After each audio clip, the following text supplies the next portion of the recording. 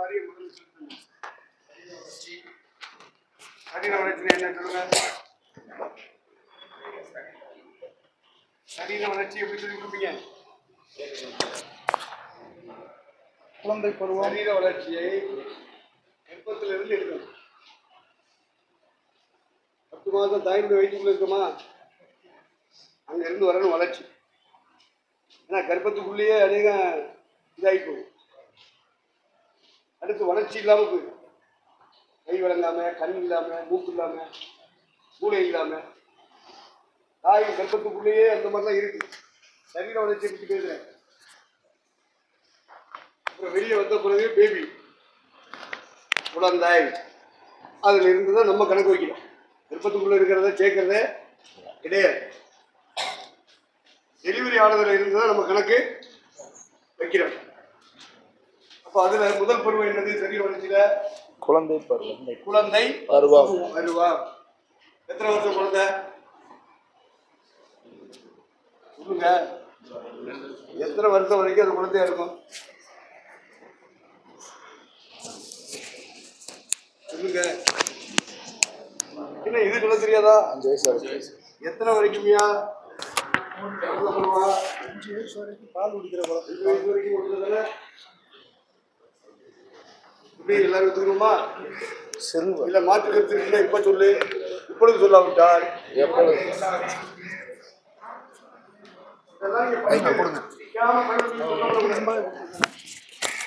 இதை படிச்சா அதை புரிய முடியும். எதை? அபிக்குரிய வளர்ச்சியை புரிய முடியும். இல்லைன்னா புரியாது. புரியாம பேசுறாங்க நிறைய பேர். பாரு, சத்தியமே புரியல. ஏழுவதை பற்றி பேசுவேன், மருகை பற்றி பேசுவேன், பருவத்தை பற்றி பேசுவேன். ஆனா தான் பேசுறது என்னதுன்னு அவனுக்கே தெரியாது. வளர்ச்சியே நம்ம நிதானிக்கணும். இப்போ நம்ம ஒரு சின்ன ஐக்கியமா இருக்கும் உலகி. அப்போ குழந்தை பருவம் எத்தனை வருஷம் ஒதுக்குறீங்க? 3 வயசு வரையும். 3 வயசு. அவரு 3 வருஷங்கிறாரு. இவரு 6 வயசு வரைக்கும் நீ தாய்ப்பால் குடிச்சியா? 1ஆம் கிளாஸுக்கு போகக்கூடாதுப்பா. 1ஆம் கிளாஸுக்கு முன்னாடியே எல்கேஜி யூகேஜிலாம் வந்துருச்சு. நீ அந்த அது இல்லை. தாய்ப்பால் குடிக்கிறது தான் குழந்தை பருவம். 6 வயசு வரைக்குமா குடிச்சிட்டு இருப்பாங்க? எந்த வயசு வரைக்கும் சொல்லுங்க? ஒருவர் 3, ஒருவர் 2, இன்னொருவர் அது. ஆமா, அது வேற. தாய்ப்பால் குடிக்கிறது எத்தனை வயசு வரைக்கும் அதை சொல்லு.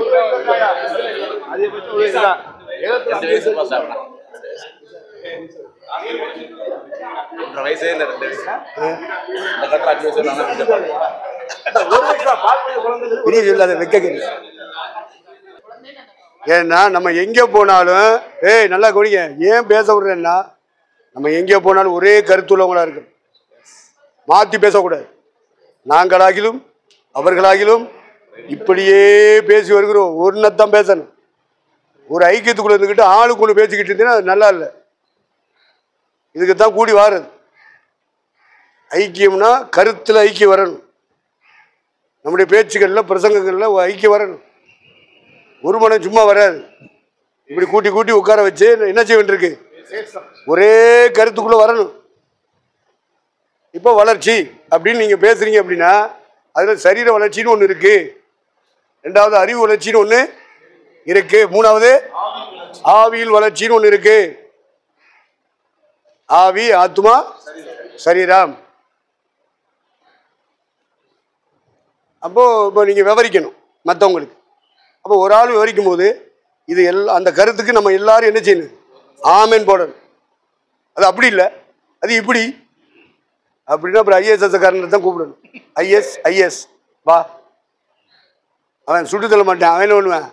கடற்கரையில் இழுத்துட்டு போய் கடற்கரைக்கு பக்கத்தில் குறைன்னு அறுத்து தூக்கி வச்சுக்க. ஐக்கியம்னா என்ன? விளையாட்டா? பாஸ்ட் மீட்டிங்கா இது? பாஸ்ட் மீட்டிங்கிற பேரில் நம்ம ஐக்கியத்தை கட்டணும்.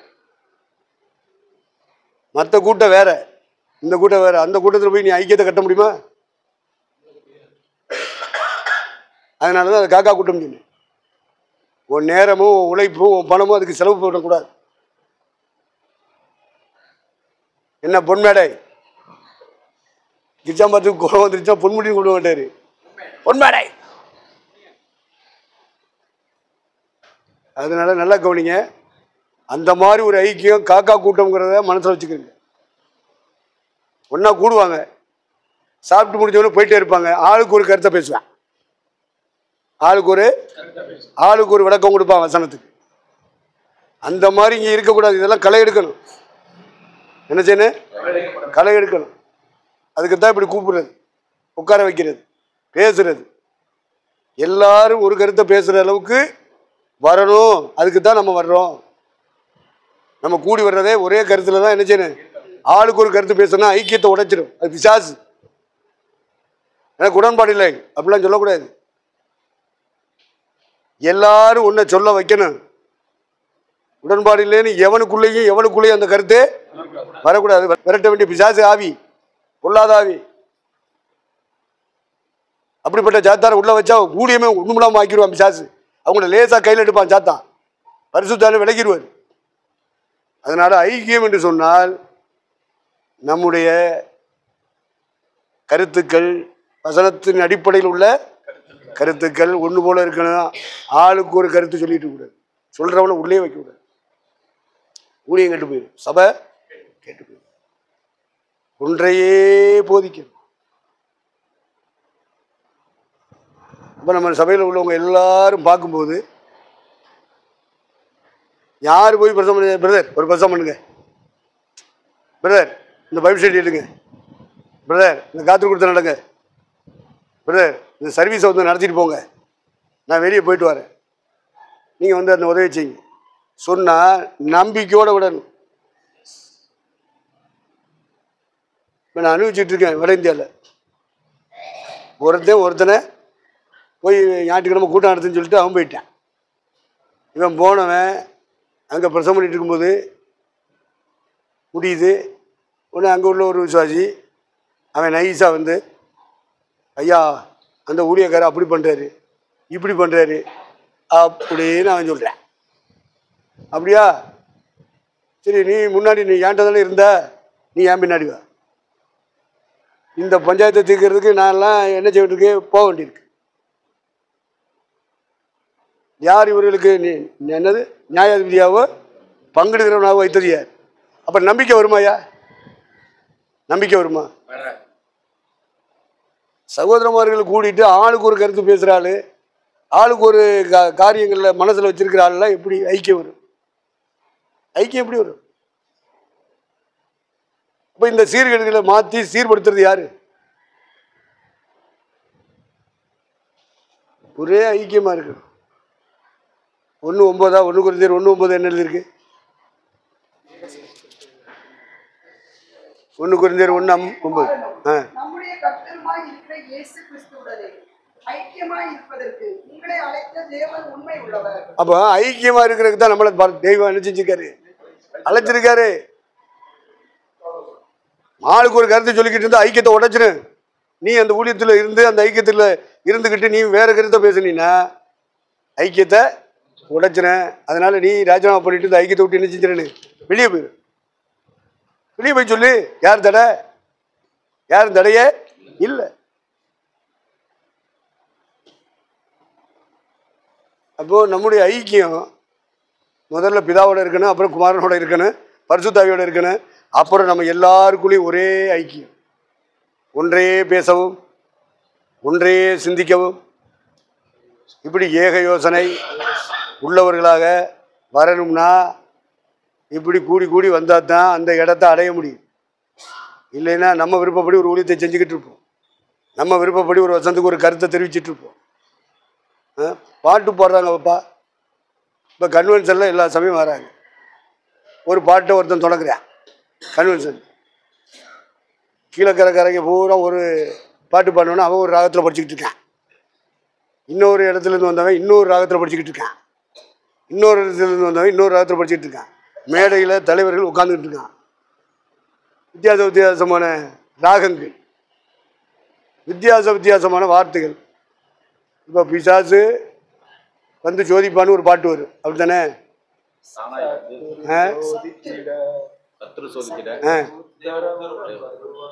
அப்படியே ஒரு பாட்டு இருக்கு. இதை இவங்க அவங்க இஷ்டப்படி என்ன செஞ்சுக்கிறாங்க, மாத்திக்கிறாங்க. இவனை யார் மாற்ற சொன்னது? பாட்டை எழுதுனவே அவன். அவன்கிட்ட பெர்மிஷன் இல்லாமல் இவன் மாத்துறான. இவனை காப்பிரைட், அதுக்கு தான் இப்போ காப்பிரைட் வாங்கிட்டான். ஆமாம், உழைச்சவன் பூரா அதில் உரிமை பாராட்டுவான்.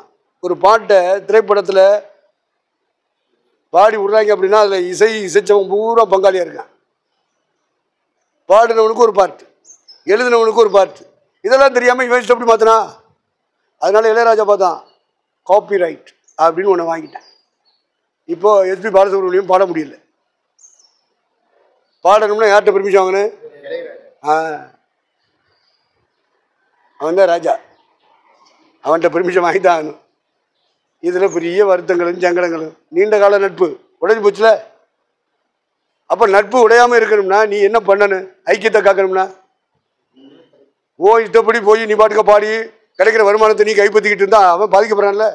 நீ வேற யாராவது மியூசிக்காரனை கூப்பிடுற. மியூசிக் அடிச்சு அந்த பாட்டை இவ்வளவு ஹிட் ஆக்குனது இவன் இளையராஜா. அவனுக்கு கீழே அவ்வளவு வேலைக்காரன் வேலை செஞ்சிருக்கான். ஒவ்வொரு இன்ஸ்ட்ருமெண்ட்டையும் எடுத்து எடுத்து யூஸ் பண்ண எவ்வளோ பேர் இருக்கேன்.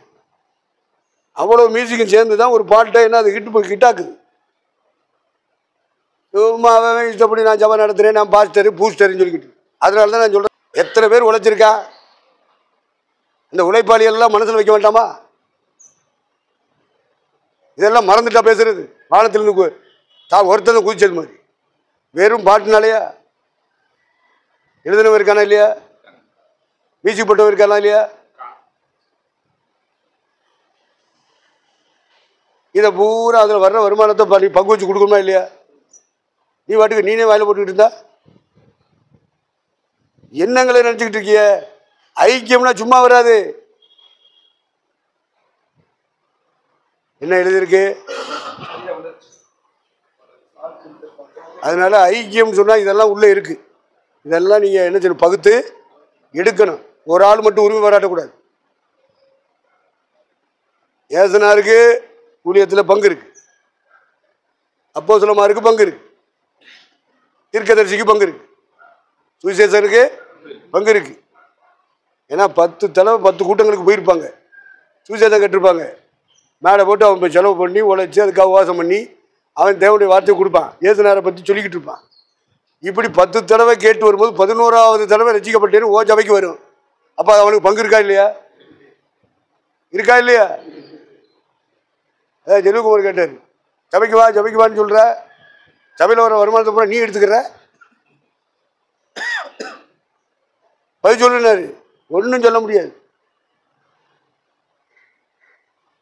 இதுக்கு என்ன பதில் இருக்கு? அதனால நான்லாம் எந்த சபைக்கும் வரமாட்டேன். வந்தா பங்கு வை. அப்புறம் ஐக்கியம் வேணும் சும்மா எதுக்கு பேசுற? குடல. ரெண்டாவது, ஒரு சபை பேருக்குள்ள நான் வந்துட்டேன்டா. இப்போ கிருவாசனம் நீங்க, உங்களை எனக்கு புரியுது, என்னையும் உங்களுக்கு புரியுது. நான் கிருவாசனத்துக்குள்ள வந்துட்டேன்னு சொன்னா மற்ற ஸ்தாபனத்தில் ஒருத்தவங்களை கூப்பிட மாட்டேன். எனக்கு சுவிசேஷ ஊழியம் பப்ளிக்கில் போட்டு நடத்தணும். அப்படி நடத்தும் போது இவர் இந்த சபையை சார்ந்தவர் அப்படின்னு ஒரு பிராண்டு குத்திட்டான்னு வைக்கி, அடுத்த ஸ்தாபனத்தில் உள்ளவன் அப்போ இவர்கிட்ட போகிற ஆத்துமாக்கள் எல்லாம் அங்கே போயிடும். அப்படின்ற ஒரு டிவிஷன் வந்துடும், பிரிவு. அதனால நான் வரமாட்டேங்க, நினைச்ச மாட்டேன், வரமாட்டேன். இதுக்கு என்ன பதில் இருக்கு? நம்ம என்ன சொல்ல முடியும்? பிராண்டு குத்தாத அளவுக்கு நம்ம போய் ஒவ்வொருத்தரையும் கூப்பிடுங்க அண்ணனை கூப்பிடுங்க சொல்ல முடியுமா? சொல்லவும் மாட்டோம். வர்ற வருமானத்தை பங்கு வச்சு சுவிசேஷர்களுக்கு கொடுக்கவும் மாட்டோம். ஆனால் இப்போ பெரிய சத்தியம் பேசுகிறாங்க. சத்தியம். இப்போ நான் போய் கேட்டவொடனே இப்படி சொல்கிறாங்க, அவனுக்கு என்ன பதில் சொல்ல முடியல இது வரைக்கும். அதனால ஓன் ட்ராக்ல நீ போ, ஏன் ட்ராக்ல நான் போறேன்னு போயிட்டே இருக்கேன். அதனால சுவிசேஷர்கள் பேசுகிற சத்தியங்கள், சுவிசேஷர்கள் சில விஷயங்களை ஏன் பேசலை? பத்மாமணியார் வந்து உட்காந்துக்கிட்டு 2 தடவை ஒன்றும் சொல்லலை, 3ஆவது தடவை சொல்லுது. என்ன பெண்கள் முகாம் சொல்லிட்டு வச்சுட்டு கூப்பிடுற, வந்த உடனே தோத்திரம் போடுற, அப்புறம் போகும்போது தோத்திரம் போட்டு போயிட்டு வாங்குற, உட்காரு. எல்லாம் எடுத்துக்கிட்டாச்சு, அனுப்புறதுக்கு வந்து நிற்கிறோம். உட்காந்துட்டேன். இந்த மோகன் சிலாசர்லாம் உனக்கு நெருக்கம்னு சொல்லி கேள்விப்பட்டேனே, எனக்கு நெருக்கமே கிடையாதுயா. உடனே அவருக்கு கூட ஒருத்தர் இருக்காருல்ல, ஆமாம், அவருக்கு நீ நெருக்கம் தானே. ஏக்கு பி நண்பன்னா பிக்கு சி, அப்படி பள்ளிக்கூடத்தை சொல்லி தந்துருக்காங்க வாத்திமாரு. ஆமாம், நீ சொல்லி கொடுக்கணும். ஞானசானத்தை பற்றி இவன் ஏன் பேச மாட்டேங்கிறான்? இத்தனை ஆயிரங்கள் கூடுதல பேச சொல்லு. அது சத்தியமா இல்லையா? ஞானசானம் சத்தியமா இல்லையா? சத்தியம். ஏன் பேச மாட்டேங்கிறாங்க? நீ அவங்களுக்கெல்லாம் ஃப்ரெண்டாக இருக்கிற, சொல்லிக் கொடு. ஏன்னா புலப்புல மண்ணி போடுவா இருக்கு அப்படின்ட்டு கம்முன்னு இருந்துட்டு, சரிம்மா சரிம்மா சரிம்மா சரிம்மான்னு சொல்லிட்டு காரில் ஏற்றி விட்டு நான் பாட்டுக்கு வந்துட்டேன். இப்போ இப்படிப்பட்ட கேள்விகளுக்கு எப்படியா பதில் சொல்ல? எப்படி பதில் வேணுமே நம்மகிட்ட? அவங்க இவங்களை குறை சொல்கிறாங்க. அதான் டிஜிசிஆர்டி அதே மாதிரி போடும்போது டிஜிசிஆர் சொல்லிட்டாரு, அது சத்தியம்தான், அது நான் பேச வேண்டிய சத்தியம் அல்ல, நீங்கள் தான் பேசணும், உங்களுக்கு அருளப்பட்ட சத்தியம் அது, நீங்கள் பேசுறதுக்காக கர்த்தர் உங்களை அழைச்சிருக்காரு, நீ பேசு அப்படின்ட்டு அந்த ஆள் உருவிட்டார். யாரு? டிஜிசிஆர். ஆரம்ப காலங்களெல்லாம் பல்லாண்டுகள் வருகையை பற்றியே பேச மாட்டார், ஞானசானத்தை பற்றி பேச மாட்டார். நல்லா ஜெபம் பண்ணுவார், நல்லா பாட்டு பாடுவார். இன்ன வரைக்கும் அவர் செத்து போனாலும் இன்ன வரைக்கும் அவர் பாட்டு உயிர்ப்பிக்குது, அவர் மெசேஜ் இன்ன வரைக்கும் உயிர்ப்பிக்குது. ஆனால் சிலதை பேச மாட்டார். வீடியோக்காரன் ஆரம்பத்தில் ஒரு ஸ்டுடியோக்காரன் பேசிக்கிறது, சரி நீ பாட்டு பாடு, ஒரு மாஸ்டர் கேசட் அதை என் கையில் கொடுத்துரு, ஸ்டுடியோ செலவு பாட்டு செலவு என்னென்னலாம் செலவோ அவ்வளோத்தையும் நான் எடுத்துக்கிறேன், உனக்கு ஒரு 2000 கேசட் தந்தால் போதுமா? முதல் வால்யூம் வெளியே இடும்போதே இதான் பேச்சுவார்த்தை, 2000 கேசட் போதுமா? என்ன இவர் போகிற இடத்துல ஃப்ரீயாக கொடுப்பார் பழகுன ஊழியக்காரங்களுக்கு. ஒரு 2000 கேசட் தந்துடுறேன் அப்படின்னு சொல்லி அந்த ஒப்பந்தத்தில் தான் ஸ்டுடியோக்காரன் என்ன பண்ணுறேன், இவரை பாட வச்சு ஒரு 10 பாட்டு பாடி ஒரு கேசட் வெளியாகும். இப்போ கேசட்டு நல்லா இருந்த உடனே மலேசியாவில் இருக்கிற கிறிஸ்தவன், மலேசியானா மலேசியாக்காரன் இல்லை, இங்கேருந்து போயிருப்பாங்கல்ல, இவன் அகில உலக நாடுகளில் இருப்பான், அவன் அதை கேட்பான். கேட்ட உடனே ஃபாதர் அடுத்த கேசட்டுக்கு எவ்வளோ செலவாகுமோ அவ்வளோ செலவை நான் என்ன செய்கிறேன், இப்படி ஒரு 10 பேர் வந்துடுவான். எல்லாம் காசு தான். பாடி போகும்போது ரொம்ப உபவாசம் போட்டு, ஆரம்பத்தில் உபவாசம் போடுவார், ஜெபம் பண்ணுவார், ஆண்டோடைய வசனங்களை கேட்பார். அப்படிப்பட்ட உறவு முறையில் இருந்து அபிஷேகத்தின் வழியாக வார்த்தைகள் வந்தது. துவக்க காலத்தில் அந்த பாடல்கள் கர்த்தரோடு சேர்க்கிற பாடலாக இருந்துச்சு. வச்சுக்கிட்டு அவர் ஆடுறாருன்னா அது அர்த்தம் இருக்கு. இவன் ஏன் ஆடுற? அதில் குத்துப்பாட்டு. இந்த ஒரு கண்வரி ஒருத்தன் பாட்டு போடுவானே, அவன் பேர் என்ன? மோசஸ். அவன் பாட்டில் பொதுமக்கள்லாம் எந்திரிச்சு நின்றுக்கிட்டு ஒரே ஒயில் தான். அந்த அளவுக்கு ஸ்பீடாக மியூசிக்கை வாய்ச்சி பாட்டை பாடி குதிச்சு குத்துப்பாட்டு தான். அதோடு அவங்களுக்கு வர்ற சந்தோஷத்தை முன்ன மாதிரி கொட்டிட்டாங்க. நல்ல வேலை எவன் மேலேயும் கொட்டலை, மேலே தூத்துறான், துண்டெல்லாம் தூக்கி வீசுறாங்க. நேற்று 2வது வருஷம் தொடங்கினான்ல அவன், யாரு? விஜய். அவனுக்கு பாட்டு பாடினோடனே அடி உரிமை கொட்டுதான், எல்லா போயிலும் துண்டு எடுத்து இப்படி சுத்துறான். இதெல்லாம் நடக்குது, என்னமோ நடக்குது, என்னமோ நடக்குது. ஒண்ணுமே எது பரிசுத்தாவி எது அசுத்தாவி கண்டுபிடிக்கவே தெரியலையே. நீங்க கண்டுபிடிங்கன்னு நான் சொல்ல வரேன், வேற ஒண்ணும் இல்லை. உங்களை கூப்பிட்டு வச்சு சொல்லிக் கொடுக்க காரியம் என்னது? நீ கண்டுபிடி. எவனு கண்டுபிடிக்கிறான், கண்டுபிடிக்காம போறான், நீ கண்டுபிடி. நீ நானும் பரலோகம் போகணும். அதனால கேசட்டுகள்லாம் வரும். அப்போ அவருக்கு என்ன நிர்பந்தம்? அடுத்த வருஷம் ஒரு 10 பாட்டு எழுதி ஆகணும், அடுத்த வருஷம் ஒரு 10 பாட்டு எழுதி ஆகணும். அப்போ குத்துப்பாட்டு எழுதாம என்ன செய்ய? எழுதணும்ல. இப்படி ஊழியத்தையே டைவர்ட் பண்றான் பிசாசு. யாரு? ஃபாதர் பெருமாள் சொல்லிக் கொடுக்குறது யாரு? எவனாவது இருக்கானா?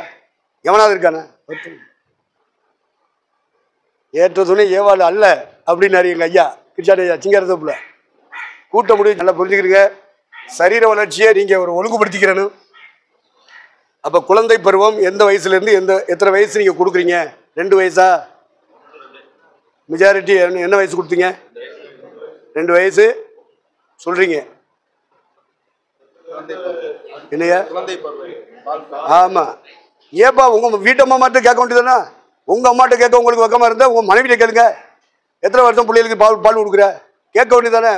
வாழ்க்கை சத்தியம் இதெல்லாம் தெளிவாக நிச்சயப்படுத்தி பேசணும். ஏனோ தானு இருக்கக்கூடாது. இப்போ சரீர வளர்ச்சியில் முதல் பருவம் என்னது? குழந்தை பருவம். என்ன பருவம்? குழந்தை பருவம். 2வது பருவம் இப்படி எழுதி படிக்கணும் சொல்லிட்டேன். இப்ப பிள்ளைக்குரிய வயசு எத்தனை வயசு வரைக்கும் கொண்டு வரீங்க?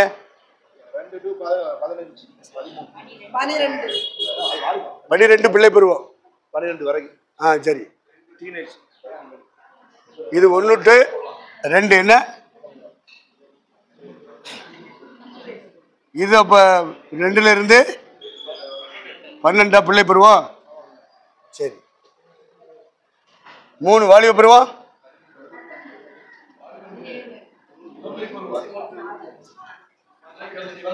சொல்லுங்க. இதெல்லாம் முக்கியம். இதெல்லாம் நீங்க படிக்காம ஆவிக்குரிய சபையை நீங்க வளர்க்க முடியாது. தகுதி இல்லாம இருப்பீங்க. சொல்லு. இளமை பருவம்னு ஒண்ணு இருக்கா? இளமை பிள்ளைக்கு அடுத்து இளமை பருவம், அப்புறம் தான் வாலிப பருவம்னு சொல்றாங்க. அப்படியா? இளமை பருவம்னு ஒண்ணு இருக்கா?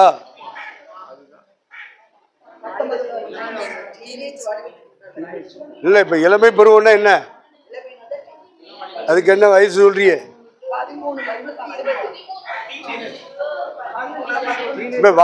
பிள்ளை பருவத்துக்கு அடுத்து என்ன பருவம் அது சொல்லு. பிள்ளை பருவத்துக்கு அடுத்து பிள்ளை பருவத்தில் இருந்து அடுத்த பருவம் என்ன?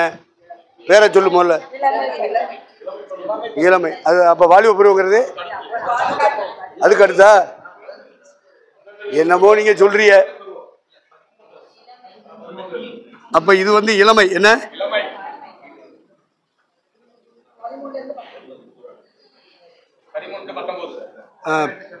இளமை பருவம் 13 to 19. ஏன் 20 அப்படி ரவுண்டா போட்டா என்ன? 13,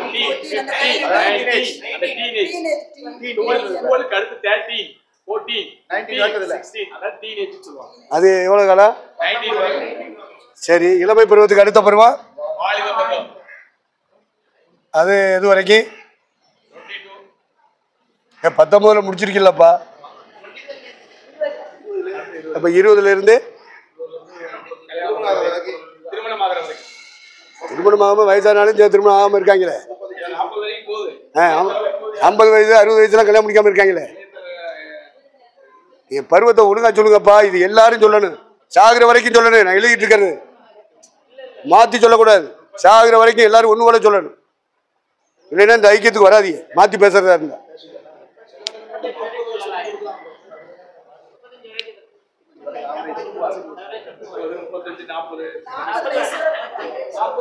இது ஆண்களை மட்டும் குறிக்க கூடாது, பெண்களையும் சேர்த்து குறிக்கும்.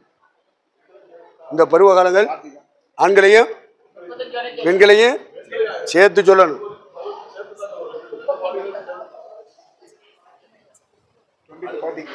பாட்டியா?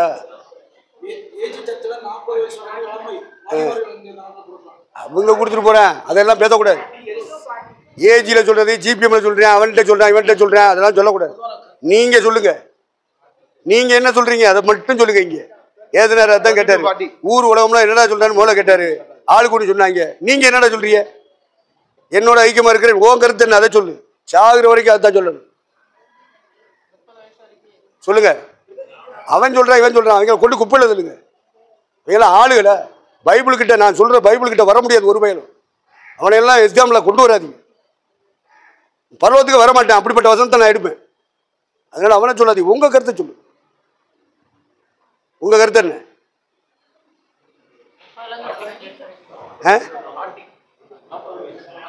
சரி 40. 20 to 40. அடுத்து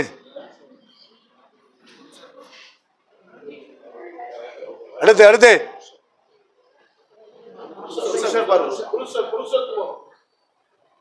புருஷத்துவம்னா என்ன? முதுமை ஸ்டார்ட் ஆகுது. அப்ப பொம்பளையில என்ன சொல்றது?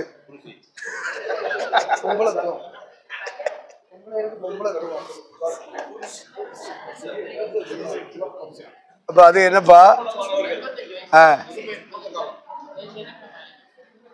குடும்பமானவர்கள் சொல்லிடுவதா? எப்பா குடும்பமானவர்கள், குடும்பமானவர்கள்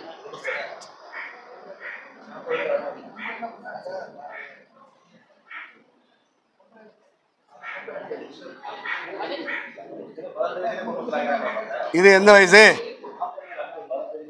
எப்பா? அப்ப 40 வயசுல அவன் ஈசாக்கு கல்யாணம் முடிச்சது 40 வயசுல.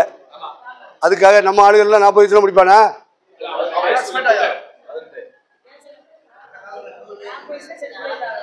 40 வயசுல தவளை பாரு.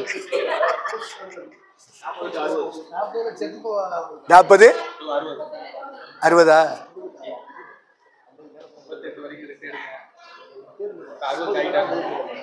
வயசாயிட்டு 60ல ரிட்டையர் பண்றாங்க. 60ல ரிட்டையர் பண்றாங்க. வயசாயிருச்சுன்னு ரிட்டையர்மெண்ட் கொடுக்குறாங்க கவர்மெண்ட்ல. 60 58 2 ஆயிடுச்சு 60. அதனால 40 60 குடும்பஸ்தர் போட்டுலாம் 60ல சாகர வரை. நீ நல்லா கவனிங்க.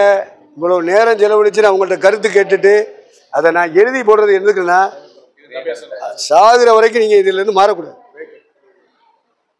தெளிவா இருக்கணும். அப்பதான் உங்களை நம்பி பிரதர் வந்து கூட்டத்தை நடத்திட்டு போங்க, நீங்க ஒரு பிரசவம் பண்ணுங்க அப்படி நாங்கள் சொல்ல முடியும். இல்லைன்னா சொல்ல முடியாது. பார்த்துக்கணும். அப்போ குடும்பமானவர்கள் என்ன வயசு சொல்றீங்க? என்ன பருவம்? புருஷத்துவ பருவம்னு சொல்றீங்க. அதுக்கு ஒரு வயசு இருந்தீங்க. 40 வயசுலப்பா 20 வயசுல கல்யாணம் முடிக்கிறாங்க.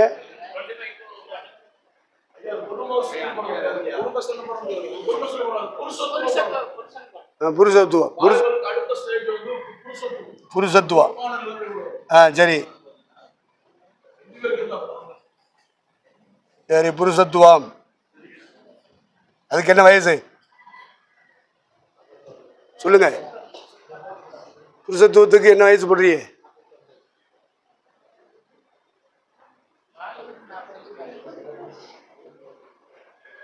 வாலிபத்துக்கு 20 to 40 வரைக்கும் வாலிபம்னு சொல்றீங்க. போட்டுருமா? 40 எல்லாரும் ஒத்துக்கிறேன்னு பார்த்துக்கிடுங்க. ஏன்னா தாராவியில் ஒருத்தன் ஒத்துக்கிட்டேன், இவளுக்கே புருஷனா இருப்பியாடா பிறர் முகம் வராமல் இருப்பேன் அப்புறம் சொல்லிட்டான். ஒரு குழந்தை உண்டான பிறகு டைவர்ட் ஆகி சொல்லிட்டான், அவளோட வாழவே மாட்டேன். நிச்சயதார்த்தத்தில் ஒத்துக்கிட்ட, கல்யாணத்தில் எல்லாருக்கும் முன்னாடி ஒத்துக்கிட்ட, இப்போ ஏன்டா அப்படி சொல்ற? அப்போ நிறைய பேரை வச்சுக்கிட்டு கட்டியா, அதனால சொன்னேன். இப்படி சொல்றானையா? நீ வாழாட்டா நரகத்துக்கு போய்விடா. நரகத்துக்காவது போகணும் எல்லாமே, இவளோட நினைக்க மாட்டேன். அவன் இதுவாச்சு, அவன் பெரிய நிறைய தசமாக கொடுக்குறவன், அதனால அவனை உள்ள வைக்க முடியுமா? தூக்குடான்ட்டேன்.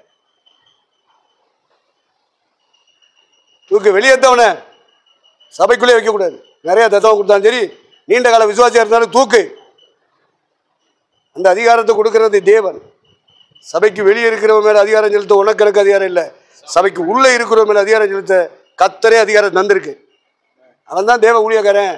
மற்றவெல்லாம் சும்மா அட்டூழியன், தேவ ஊழியம் கிடையாது.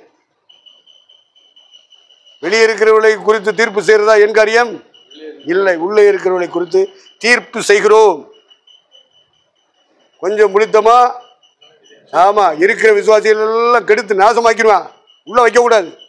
நிறைய தசமா கொடுத்தாலும் சரி தூக்கணும். நீண்ட கால விசுவாசியா இருந்தாலும் என்ன செய்யணும்? சபையை விட்டு தூக்கணும். தூக்கலைனா பெருமை பிடிச்ச சபைன்னு சொல்றாரு பவுல். அவனை புறம்பே கழித்து போடுங்க, புறம்பே தள்ளி போடுங்க. இது யார் ஜீவா? ஏசுனார ஜீவாரு. சபை நடத்துற ஊழியக்காரன் எடுக்கணும் அந்த அதிகாரத்தை. புரிஞ்சுக்கிறீங்க? அவன் தான் தேவ மனுஷன். ரைட். புருஷத்துவம் 40. அடுத்த பருவம்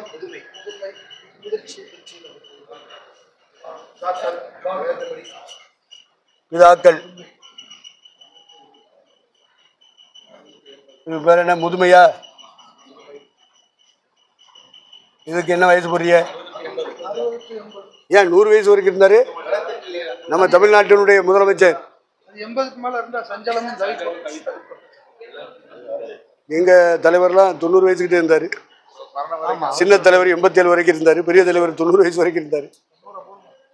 எவ்வளவு போட 60ல இருந்து மரணம் வரைக்கும் மேல் 60க்கு மேல் 60க்கு மேல்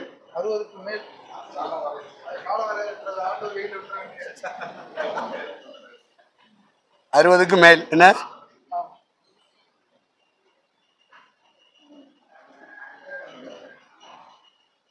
இதை நல்லா கவனிங்க. இப்போ சரீர வளர்ச்சிக்கு இத்தனை பருவங்களை தாண்டி தாண்டி தாண்டி வந்தாதான் ஒரு முதிர்ச்சி வருது.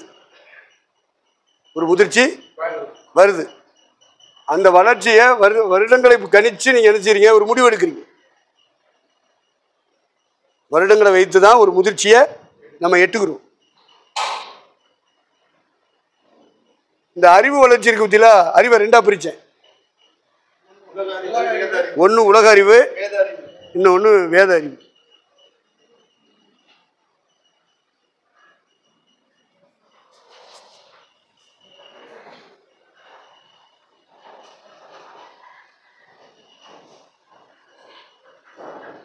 இந்த அறிவுக்கெல்லாம் நீங்க எழுத முடியாது.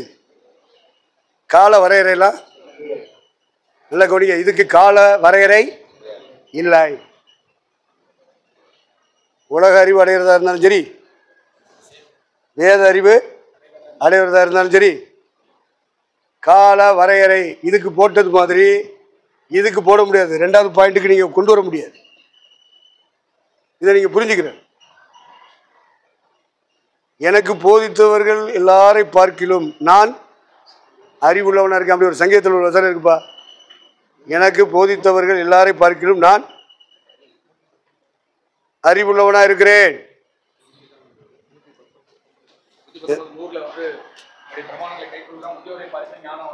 அது ஒரு வசனம் எழுதிக்கிறீங்க.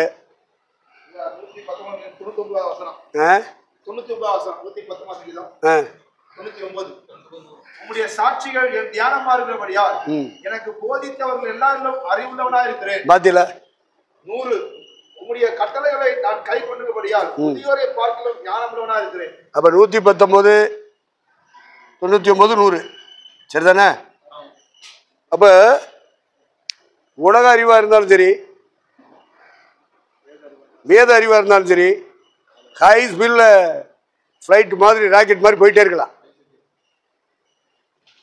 இந்த அறிவு வளர்ச்சியின் அடிப்படையில் வருவது அல்ல.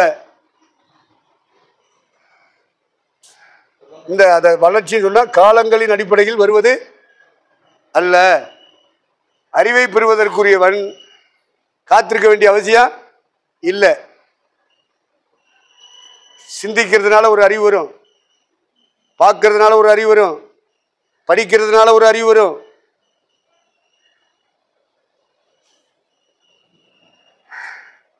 அது புரிஞ்சுக்கிறேன். மற்றவங்க கற்றுக் கொடுக்குறாங்கல்ல, அதுல ஒரு அறிவு வரும். இதுக்கெல்லாம் ரொம்ப வெயிட் பண்ணணும்னு அவசியம் இல்லை. அவன் அதை அந்த துறையை தேர்ந்தெடுத்துட்டான்னா கிடுக்கிடுன்னு நினைச்சுவான், ராக்கெட் ஸ்பீடில் போயிட்டே இருப்பான். இதுக்கெல்லாம் நீங்க காலங்கள் என்ன செய்யக்கூடாது? வரையறைக்க கூடாது. போதித்தவர்கள் எல்லாரை பார்க்கிலும் நான் அறிவுள்ளவனா இருக்கிறேன். போதகத்தை பொறுத்தளவுக்கு நம்ம ஆவிக்குரிய புத்தகத்தை படிச்சிருக்க மாட்டோம், அவன் படிச்சிருப்பான். நம்ம கேசட் கேட்டிருக்க மாட்டோம், கேட்டிருப்பான். அவன் பெரிய ஆளுகள்கிட்ட கமாலிகள் பாதத்தில் உட்காந்து படிச்சது மாதிரி வணி செஞ்சிருப்பான், படிச்சிருப்பேன். நமக்கு தெரியாதுல்ல. சில ஆளு சிந்திச்சே படிப்பாயா. சிந்தனையின் வழியாக படிப்பு இருக்கு, அறிவு வருது. ஆமா, அதுதான் கற்பனைன்னு சொல்றது. கற்பனை பண்ணியே எழுதுவான். பேசும்போது அபிஷேகம் பண்ணப்பட்டவங்க தெளிவாக தான் பேச வேண்டியிருக்கு. வயசாயிருச்சுன்னா கூட தப்பலாம். அவருக்கு வயசாகி போச்சியா, அதனால அவர் அப்படி பேசுறாரியா அப்படின்னு சொல்லலாம். அப்போ நீ பேசக்கூடாதுல்ல, உனக்கு இன்னும் வயசாகலையில, இளமை இன்னும் ஊஞ்சல் ஆடுகிறதுன்னு சொல்லணும்.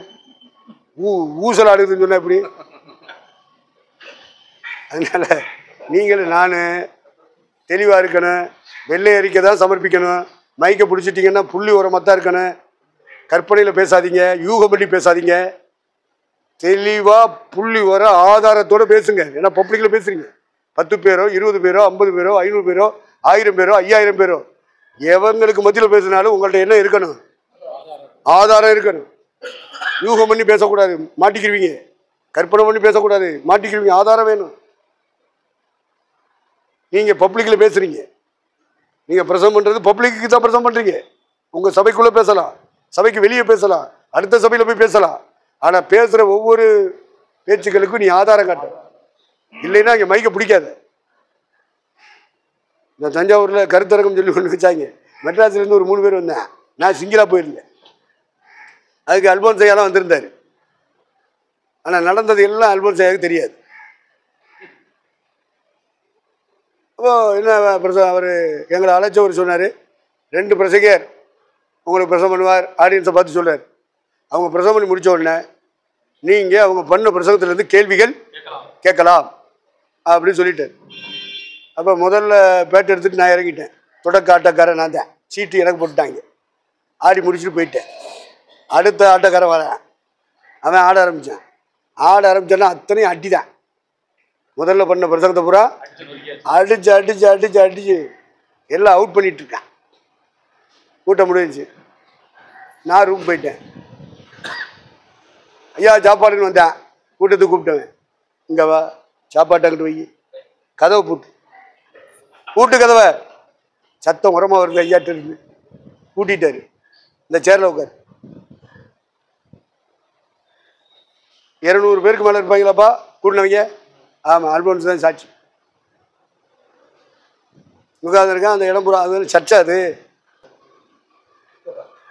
அவ்வளோதான் அக்கமடேஷன். வெளியில் பந்தல் போட்டு கொஞ்சம் உட்காந்துரு. உட்காரு. நீ என்ன சொல்லி எனக்கு தலைப்பு கொடுத்த?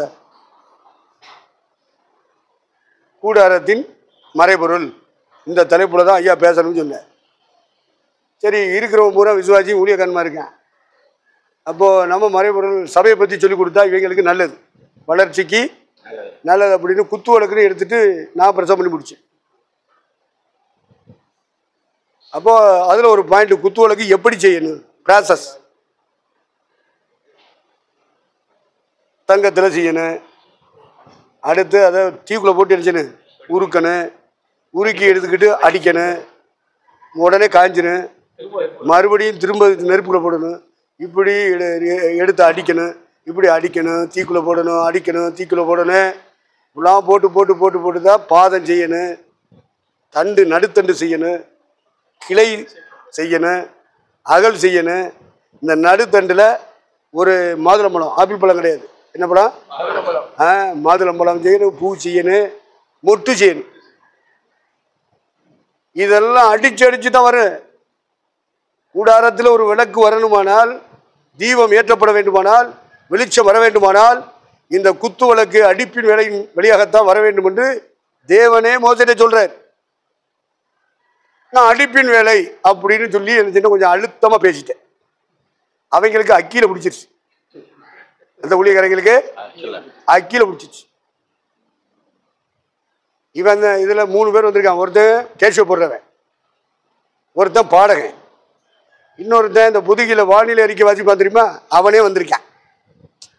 இங்க மழை பெய்யுதா என்னன்னு சொல்றதுக்கு வந்தானா என்னன்னு தெரியல. நான் என் பகுதியில் ஆடி முடிச்சுட்டேன். அப்புறம் அவன் ஆடுனான்னா கையெல்லாம் ஆடுதியா, என்ன செய்யுது? அவன் இளமை கிழமை இல்லை, கை ஆடுதணுன்னு ஒரு கிழமை ஏற்பாடு போட்டிருக்கு அப்படின்னு நீங்கள் நினச்சிருவீங்க. உங்கள் மண்டை அப்படிப்பட்ட மண்டை. அதனால அதில் சரிப்படுத்தணும். ஆடு வசனத்தை பேசுகிறான். இயேசு எல்லாவற்றையும், அவனுடைய கருத்து என்ன? இயேசு எல்லாவற்றையும் செய்து முடித்து விட்டார். நாம விசுவாசித்தால் போதும். நீங்கள் சும்மா இருப்பீர்கள், கர்த்தர் யுத்தம் பண்ணுவார் அப்படிங்கிற மாதிரி இவன் வசனங்களை புறக்கி என்ன செய்யறான், அடிக்கிறான். நம்ம விசுவாசிச்சா போதும், ஆண்டவர் செய்வார், ஆண்டவர் செய்வார், ஆண்டவர் செய்வார் அப்படின்னா நான் சொன்ன பிரசங்கத்துக்கு அது நேர் எதிரார்.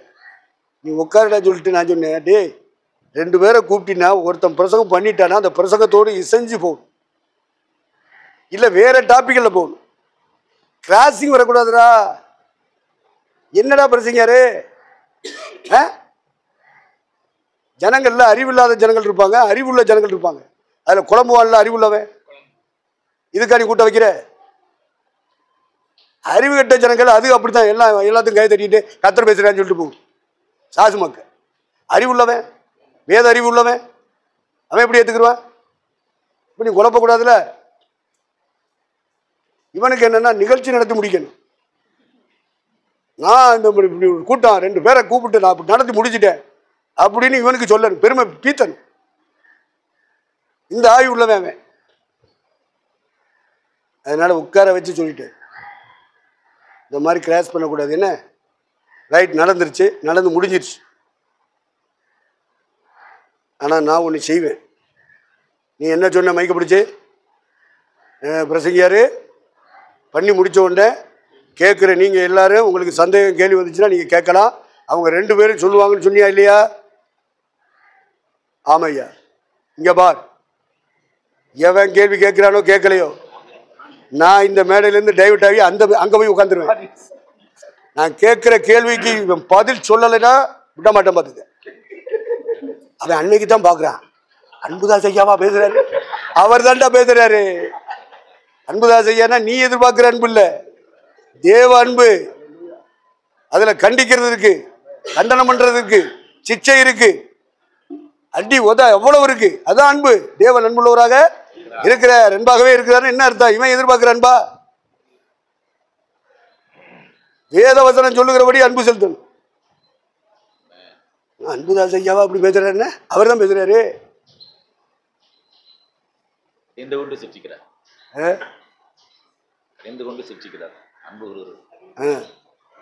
அவர் சொல்றது உங்களுக்கு புரியாது. சிலது கொதன்னு தான் சொல்லுவார். எங்களுடைய ஆசிரியர் ஆசார் வாத்தியாரு. அப்போ இப்போ என்ன சொல்லிட்டு இருந்தேன்? கேள்வி கேட்பேன். பயந்துட்டேன். அடுத்து சாப்பிடுங்க ஐயான்னு சொல்லக்கூட மனது இல்லை. ஐயா அந்த வாரேன்னு கதை தண்டு ஓடிட்டேன். போன உடனே ஒரு அரை மணி நேரம் கூட ஆகலை, ஃபோன் வந்துச்சு. ஃபோன் எடுத்தேன். ஐயா மன்னிக்கணும் ஐயா, நீ யாரு? எனக்கு தெரியாதுல்ல, நீ யாரு? ஐயா உங்களுக்கு அடுத்து நான் தான் பிரசவம் பண்ணேன். ஓ பார்ட்டி நீயா? என்ன பிரதர், என்ன விஷயம்? இல்லையா நீங்கள் மன்னிக்கணும். எதுக்கு மன்னிக்கணும்? இல்லையா நான் பேசுகிற பிரசங்கம் ஐயாவுடைய மனசை காயப்படுத்திடுச்சு. மனசை காயப்படுத்திச்சுன்னா நீ பேசுறது சத்தியமா இல்லையா? முதல்ல அதை சொல்லு. நீ பேசுறது சத்தியமா இல்லையா? ஐயா சத்தியம்தான். அப்புறம் எப்படி நீ மன்னிப்பு கேட்கலாம்? நீ எந்த அடிப்படையில் மன்னிப்பு கேட்ட? அவன் நொந்துட்டான். நீ பேசுறது சத்தியமானால் எவன் மனசு காயப்படுத்தப்பட்டா என்ன, எவன் கோவிச்சுட்டு போனா என்ன? சத்தியம் சத்தியமே நிற்க வேண்டாம், அவ்வளவுதான். ஏ அப்பா, ஐயா எங்கேயோடு நிற்கிறாரு. இல்லை நீ எங்க இருக்க? ஐயா அந்த ரூம்ல தான், பக்கத்தில். இங்கே தான் இருக்கியா? சரி நல்லது, பக்கத்துலேயே இரு. அதோட நான் வச்சுட்டேன். பேசிக்கிடுவான். நீ மன்னிப்படுக்கவே தேவையில்லை. நீ பேசுறது சத்தியமானால் மன்னிப்படுக்க வேண்டிய அவசியம் இல்லை. சத்தியத்துக்காக ஒருத்தன் என்ன செய்யக்கூடாது, மாற்றி பேசினாத்தான் மன்னிப்படுக்கணும்.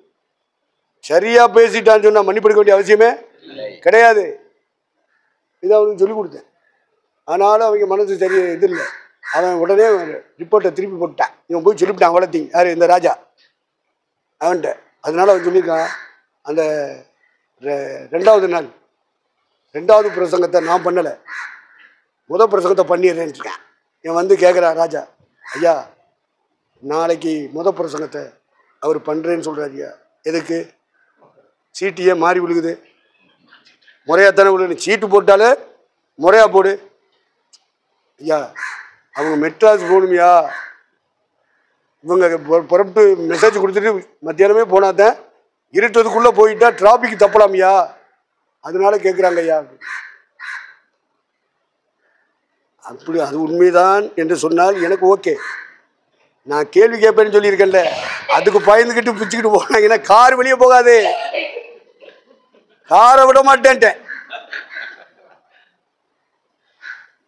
விட மாட்டப்பா அப்படின்னு சொல்லி அனுப்பிட்டேன். அவன் காலங்காத்தால விடிஞ்சு ஓடியான்ட்டான். வந்துட்டு நான் படுத்தே எனக்கு, ஐயா புறப்படுங்க. எதுக்கு கூட்டத்துக்கு போகணும்ல? கூட்டம் எனக்கு மத்தியானத்துக்கு தானேப்பா, இப்போ என்னத்துக்கு? இல்லையா வாங்கய்யா, நான் கார் கொண்டாந்துருக்கேயா. என்னத்தையும் அங்கே நான் தலைவன்ட்ட சொல்லி கொடுத்துட்டேன். நான் அடை முடிச்சுட்டு கிடக்க முடியாது. வாங்கய்யா போவோம்யா. சரி நீ இவ்வளோ கட்டாயப்படுத்துறதுனால வாரேன், ஆனால் மேலே மேடைக்கு வர மாட்டேன். நான் பின்னாடி தான் உட்காந்துருப்பேன். ஏன்னா கார் எடுத்துட்டு ஓடி போயிடுவேன். விட மாட்டேன். நான் வெளியில் பந்தல் போட்டுருக்கு, சேர் போட்டுருக்குல, பக்கத்தில் கார் நிற்கிது. நான் அங்கே பின்னாடி தான் உட்காருவேன். சம்மதமா? நான் உங்கள் கூட வர சம்மதமா? ரைட்டு வாங்க, வந்தால் போதும்ட்டேன். அதோட வெளியில் உட்காந்துட்டேன். அது கூட்டம் முடிஞ்சு டீ பிரேக் விட்டாங்க. அடுத்து அவன் கண்டினியூ பண்ணணும். டீ பிரேக் வரைக்கும் கண்டினியூ பண்ணணும். அதோட டீ பிரேக் விட்ட உடனே அந்த 3 பேரும் சேர்ந்து வர்றாங்களா, வந்து பின்னாடி வெளியே சபைக்கு வெளியே உட்காந்துருக்கேன். அங்கே வந்து உட்காந்துட்டாங்க. ஐயா வாங்க, இவ்வளோ நேரம் முழங்கினாங்க, வெளியே வந்து சொல்லிட்டு இருக்கான். வாங்க ஐயா, உங்களை யாருன்னு எங்களுக்கு தெரியாது, எங்களை யாருன்னு ஒன்று தெரியாது. ஆனால் ஃபஸ்ட்டு மெசேஜ் வந்த உடனே, ஏய் இந்த ஆளை தூக்கிட்டு போய் நம்ம சபையில் நிப்பாட்டிடும்டா, ஏன் அழகா பேசுகிறாரா அப்படின்ற மாதிரி அவன் சொல்லியிருக்கான். டேய் சொன்னா இல்லையா ஐயாட்ட சொல்லு. ஆமான்றான் அவன் வில்லடி பாட்டு போட்ட மாதிரி. அப்போ நம்ம என்ன செய்யா இப்படியே இருந்தேன். அடுத்து சொல்கிறான், லூக்கா சுவிசேஷம் அந்த 16ஆம் அதிகாரத்தில் ஐஸ்வர்யவான் லாசரை பற்றி உள்ள விவரத்தை நாங்கள் 25 கோணத்தில் ஆராய்ச்சி பண்ணியிருக்கோம் எங்கள் பைபிள் ஸ்கூலில். எத்தனை ஆங்கிள்? இந்த 25க்கு வெளியே ஒருத்தரும் மெசேஜ் பண்ண முடியாது அகில உலகத்தில். அந்த அளவுக்கு நாங்கள் ஆய்வு செஞ்சு நிச்சயப்படுத்தினதுனால நான் பேச வேண்டிய நிர்பந்தம் வந்துச்சுங்கிறேன். நான் குத்துவிளக்கு அடிப்பு வேலைக்கு நான் எடுத்தது என்னது? ஐஸ்வர்யவான் லாசரை தான் எடுத்தேன். அடிப்பு வேலையில் லாசரு வருகிறான், ஐஸ்வர்யவான் வரல. இதுதான் எனக்கு பரிசுத்த ஆவியானவர் அன்னைக்கு கொடுத்தது. இவன் என்ன எடுத்து வச்சிருக்கான் மெசேஜ்? எல்லாம் ஆண்டவர் செய்வார், ஆண்டவர் உனக்காக எல்லாவற்றையும் செய்து முடிச்சிட்டார், நீ என்ன செய்யலாம்? விசுவாசிச்சா போகுது, இப்படி சொல்லி வச்சிருக்கு. இவன் படித்தது இந்த இவன் இந்த ஆளுக்கு கீழே இருந்து படித்து ஒளித்து வந்தவன். அதனால அவன் மண்டையில் என்னதான் இருக்கு? இதுதான் இருக்கு. இதெல்லாம் எதுக்கு சொல்கிறேன்னா, உங்களுக்கு புரிஞ்சுக்கிறேன்னு. புத்தியில் வேற ஏதாவது இருந்து அழுக்கு இருந்தால் கழுவீரன். உள்ளத்தில் உரைக்கும் அடிகள் பொல்லாதவனை அழுக்கு துரு உபதேசங்கள் இதெல்லாம் உங்களை விட்டு மாறிடணும். அதை பிடிச்சிக்கிட்டே கிடையக்கூடாது. மறுரூபமாகுங்கள். மனம் புதிதாகிறதுனாலே இப்போ மனசுக்குள்ள வசனம் உங்களுக்கு புதுசாக போகும்போது எதிர்த்து நிற்கக்கூடாது. மனசை அதுக்கு அந்த வார்த்தைக்கு ஏற்றோடி பக்குவப்படுத்திக்கிறேன். அதான் சீர் பொருந்தது. அதை புரிஞ்சுக்கிறீங்க. இப்போ நேரம் இல்லாமல் நேரம் போக்குறதுக்கெல்லாம் நான் பேசிட்டு இருக்கிறேன். ஒவ்வொரு வார்த்தைக்கு நீங்கள் கணக்கு கொடுக்கணும். நான் தவறாக பேசுனேன்னா நான் கணக்கு கொடுக்கணும். 2 பேருமே கர்த்தருக்கு முன்னாடி கணக்கு கொடுத்தார். அதை புரிஞ்சுக்கிறீங்க. அதோடு அவங்க வந்து இப்படி சொன்னாங்க, ஐயா 3 நாள் டேட்டு கொடுங்க ஐயா, நிறுத்தணும். இந்த இவன் மியூசிக்கு, இவன் என்னது வானிலை அறிக்கை, பாடுகள் இல்லாமல் பரலோகம் இல்லைங்கிறது எங்களுக்கு தெரியாமல் இருக்குமா ஐயா? நான் அதுக்கு விரோதமாக எப்படியா பேசுவேன்? அவனும் அவனை சார்ந்தவங்களும் இந்த இடத்துல மெட்ராஸில் நாங்கள் சபை கட்டி ஆராய்ச்சிட்டு இருந்தோம். உள்ளே பூந்து அடின்னு அடித்து நொறுக்கிட்டாங்க. இன்னொரு இடத்துல ஒரு ஆராதனை பண்ணிக்கிட்டு இருந்தோம், அதை அடித்து நொறுக்கி தீ வச்சுட்டாங்க. நாங்கள்லாம் பாடுகளுக்குள்ளே போய் தானேயா நான் பிரசங்கம் பண்ணிக்கிட்டு இருக்கேன். நீங்கள் பண்ண பிரசங்கத்தை நான் எப்படியா தப்புன்னு சொல்லுவேன்னு விளக்கம் சொல்கிறேன். நீ சொல்கிறது எனக்கு விளங்குது. கேட்டாங்களே பிரசங்கம் கேட்டானே 200 பேர், அவனுக்கு யார் விலை கொடுக்கறது? நீ ரகசியமாக வந்து உப்புறவர பகிரங்கமாக உப்புறவான்னு பிரசங்கம் பண்ணுறதுனால நீ சரியா? ஐயா நீங்கள் வாங்க 3 நாள் தேதி கொடுங்க, எங்களுக்கு பிரசவம் பண்ணுங்க. நான் வரமாட்டேன். நான் வரமாட்டேன். வரமாட்டேன். ஏன்? ஸ்ரீபனை கூப்பிட்டு தான் நேரம் வந்துடுவார்ல. என்னைய கூப்பிட்டா கேட்டு பாருங்க. கூப்பிட்டா போயிருக்கேன். நான் போக மாட்டியா? உன்னை கூப்பிட மாட்டேன். அப்போ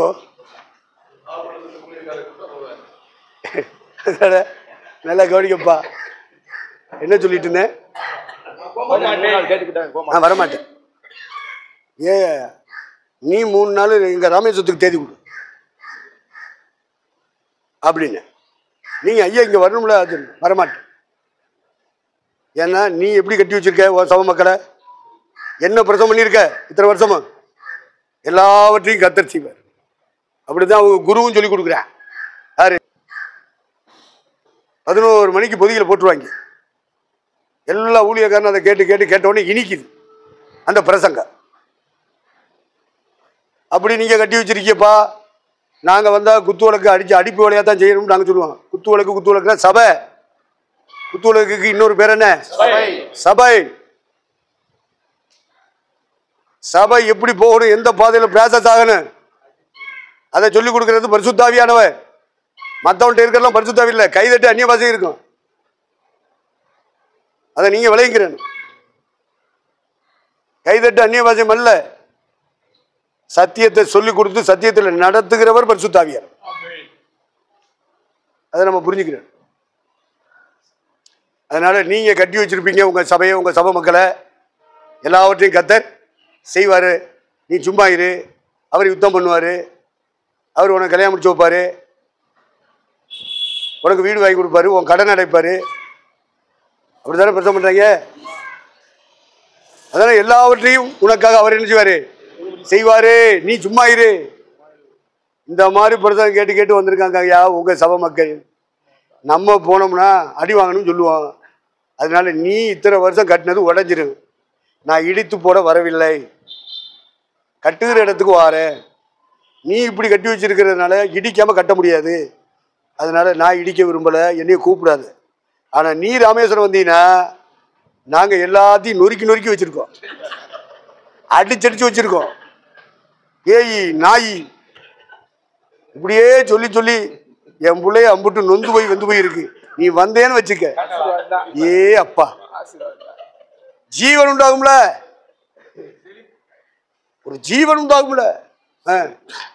இந்த அடி அடிச்ச அந்நியவாத பேசுறாளுங்க, கை தட்டுறாளுங்க, குதிக்கிறாளுங்க. இப்ப நீ வந்து இப்படி சொல்லிட்டீன்னா என்ன உயிர் உண்டானது மாதிரி ஒத்துக்கிட்டு மேல போயிடுவாளுங்க குதிக்கிற குதியில. ஆமா, அதனால நீ வா. வந்துட்டாயா? வரமாட்டான்னு நினைச்சேன். பஸ் ஸ்டாண்ட் வந்துட்டான். ஐயா நாங்க பஸ் ஸ்டாண்ட்ல நிக்கிறோம் அப்படின்னா. என்னல? ஆமையா பஸ் ஸ்டாண்ட்ல நிக்கிறீங்க.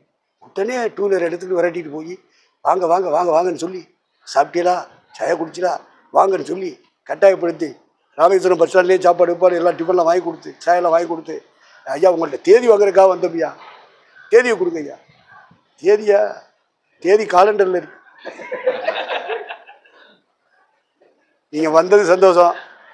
எங்கள் ஜெப வீட்டை பார்க்கணும்னா வாங்க, வந்து சுற்றி பாருங்க. மத்தியானமும் சாப்பிட்டுட்டு நீங்கள் பைய போகலாம். இல்லையா, தேதி வாங்குறதுக்காக மட்டும்தான் வந்தோம்.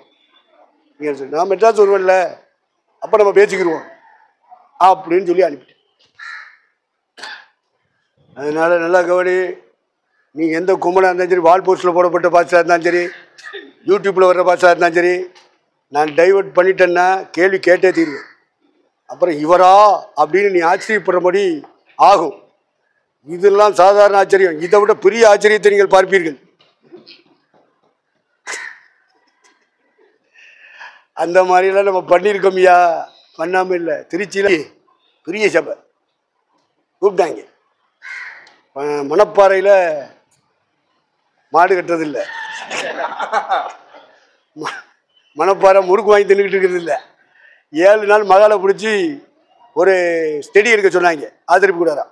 அதை போட்டு எழுதிட்டு காட்டிகிட்டு இருக்கும்போது பேசிகிட்டு இருக்கும்போது அவங்க தலைவன் திருச்சி வந்து அப்படியே உட்காந்து பார்த்தான், கேட்டான். கேட்டுட்டு உட்காந்து, ஐயா நமக்கு ஒரு 3 நாளாவது தரணுமையா. நீ யாரு? உடனே அவன் அந்த பாச்சு, இவர் தான் எங்கள் தலைவர். தலைவரா? உனக்கு தலைவராக இருக்கட்டும். இப்போ எதுக்கு கேட்குறிய? எதுக்கு கேட்குறிய? இல்லையா? நம்ம கன்வென்ஷன் வைப்போம்ல வருஷம் வருஷம், அதுக்கு டேட்டு கொடுக்கணும். சரி, எந்த மாதம் வைக்கணும்னு ஆசைப்படுற? இந்த மாதம். ரைட், சொல்லியாச்சு, தேதி கொடுத்தாச்சு. உடனே அடுத்து கேட்குறான் அந்த தலைவன், ஐயா பேருக்கு முன்னாடி ரெவரண்ட் போடவா, டாக்டர் போடவா, பாஸ்டர் போடுவான்னு செல்வகுமார் என்கிட்ட சொல்லியிருக்காரு. மதுரையில் இப்படி தான் கேட்டாங்க, நீ என்ன இதெல்லாம் போட்டுக்கிட்டு இருக்க, மாமன்னு போடு, மச்சான் மச்சான்னு போடு, மாப்பிள்ளைன்னு போடு. அது எனக்கு ஞாபகத்தில் வந்துருச்சு. என்ன செய்ய? நான் சொன்னேன், பிரதர்னு போடுங்க பிரதர் அப்படின்னு.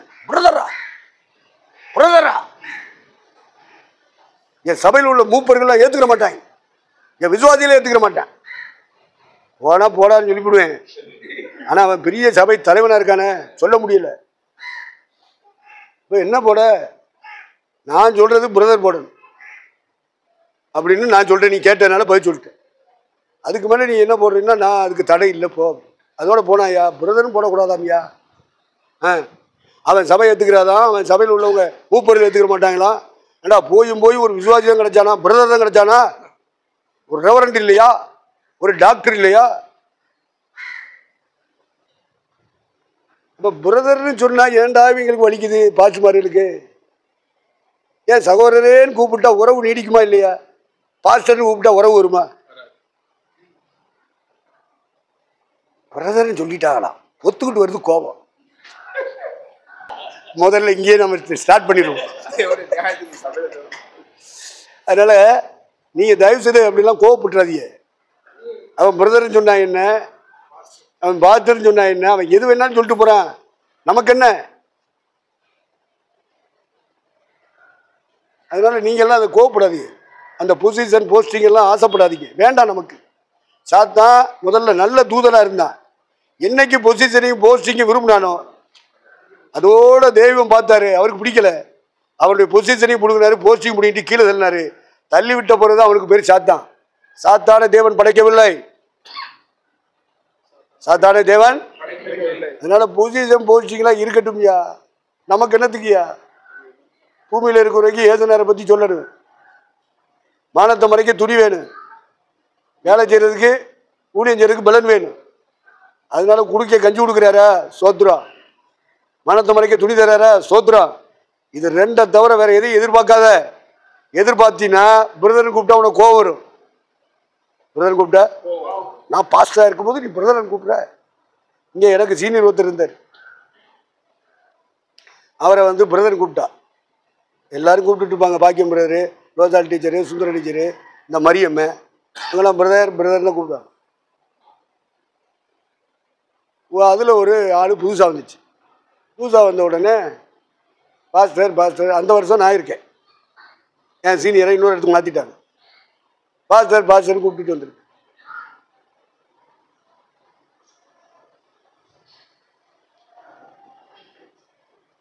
அந்த நாள் பார்த்து என் குரு வந்திருக்கார். ராமநாதபுரத்தில் உள்ள தாசை அவர் பேர், அவர் என் குரு, அவர் வந்திருக்கார். இந்த அம்மா என்ன பண்ணியிருக்கு, விசுவாசி, பாஸ்டர்னு கத்திக்கிட்டே வந்துருக்கு. எங்க ஐயா பாஸ்டர் வந்திருக்காரா, எப்போ வந்தாரு அப்படின்னு அவருக்கு குழம்பிக்கிட்டு இருக்கார். அப்போது நான் இங்கிட்டு ஏதோ ஒரு வேலைக்காக போயிட்டு ஓடியாந்தேன். ஐயா வந்துட்டாருன்னு சொன்னோன்னு ஓடியான்ட்டேன். ஐயா கேட்டார், பாஸ்டர் வந்திருக்காரா அப்படின்னு கேட்குறாரு. இல்லை ஐயா, இல்லை ஒரு அம்மா சொல்லிச்சு, பாஸ்டர்னு சொல்லிச்சு. பாஸ்டர் சொல்லிச்சா? உடனே சகோதரிமார்களுக்கு பெல் அடிச்சு, சுந்தராஜி இங்கே பாஸ்டர் வந்தாரா? இல்லையே, ஒருவேளை பாத்ரூம் போயிருப்பாரோ அப்புறம் விழுந்துருச்சு, அங்கே ஓடுறேன். ஏன்னா என் குரு சும்மா சொல்ல மாட்டார், நான் அங்கே ஓடுறேன். அங்கேயும் இல்லை ஐயா, பாஸ்டர் வரலையே. ஒரு அம்மா சொல்லிச்சப்பா. யார் சொன்னது? இந்த பக்கத்து.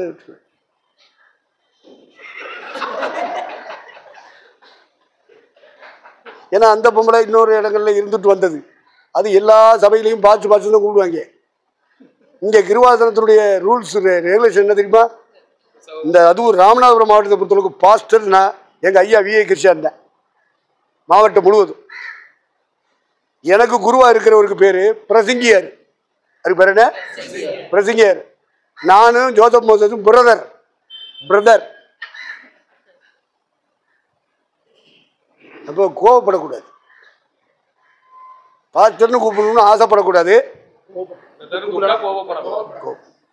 ஏன் கூப்பிட்டா என்ன உனக்கு என்ன பிரச்சனைன்னு கேட்டேன். பிரச்சனை என்னன்னா அசுத்தாவி உள்ள இருக்கு. அந்த சாத்தானுடைய ஆவி, அந்தி கிறிஸ்துனுடைய ஆவி உள்ள இருக்கு. அது தேவன் போல உட்காரத்தான் விரும்பும். சத்தியத்துக்கு எதிராக தான் நிற்கி. அந்த மாதிரி ஆவிகள் நம்மளை தாக்கிடக்கூடாது. அந்த ஆவிகள் தாக்கிடக்கூடாது. தப்பிருங்க. இவைகளுக்கெல்லாம் தப்பி மனுஷகுமாரருக்கு முன்பாக நம்ம நிற்கணும். அதுக்கு என்ன செய்யணும்? எப்பொழுதும் ஜெபம் பண்ணிட்டே இருக்கணும். ஆண்டவரே இந்த ஆவி எங்களை தாக்கிடக்கூடாது. ஏன் பிரதர்ன்னு சொன்னா ஏன் என் மனசு ஏத்துக்கிற மாட்டேங்குது? இது பொல்லாத மனசு உள்ள இருக்கு, பொல்லாத இருக்கு, எடுத்து போடுங்க ஆண்டவரேன்னு ஜெபிக்கணுமா வேண்டாமா? ஜெபிச்சா தானே அதுக்கு தப்புவ. ஆண்டவருக்கு முன்னாடி வந்து நிற்ப. பெருமை நாவி, இருமாப்பி நாவி, அகந்தை நாவி, பொல்லாத ஆவி, கீழ்ப்படியாத ஆவி இவ்வளத்தையும் உள்ள வச்சுக்கிட்டு ஏசு ரசிக்கிறாருங்கிற. முதல்ல ஒன்னு ரசிக்கட்டும்டா, அப்புறம் பார்ப்போம்டா மற்றவனை.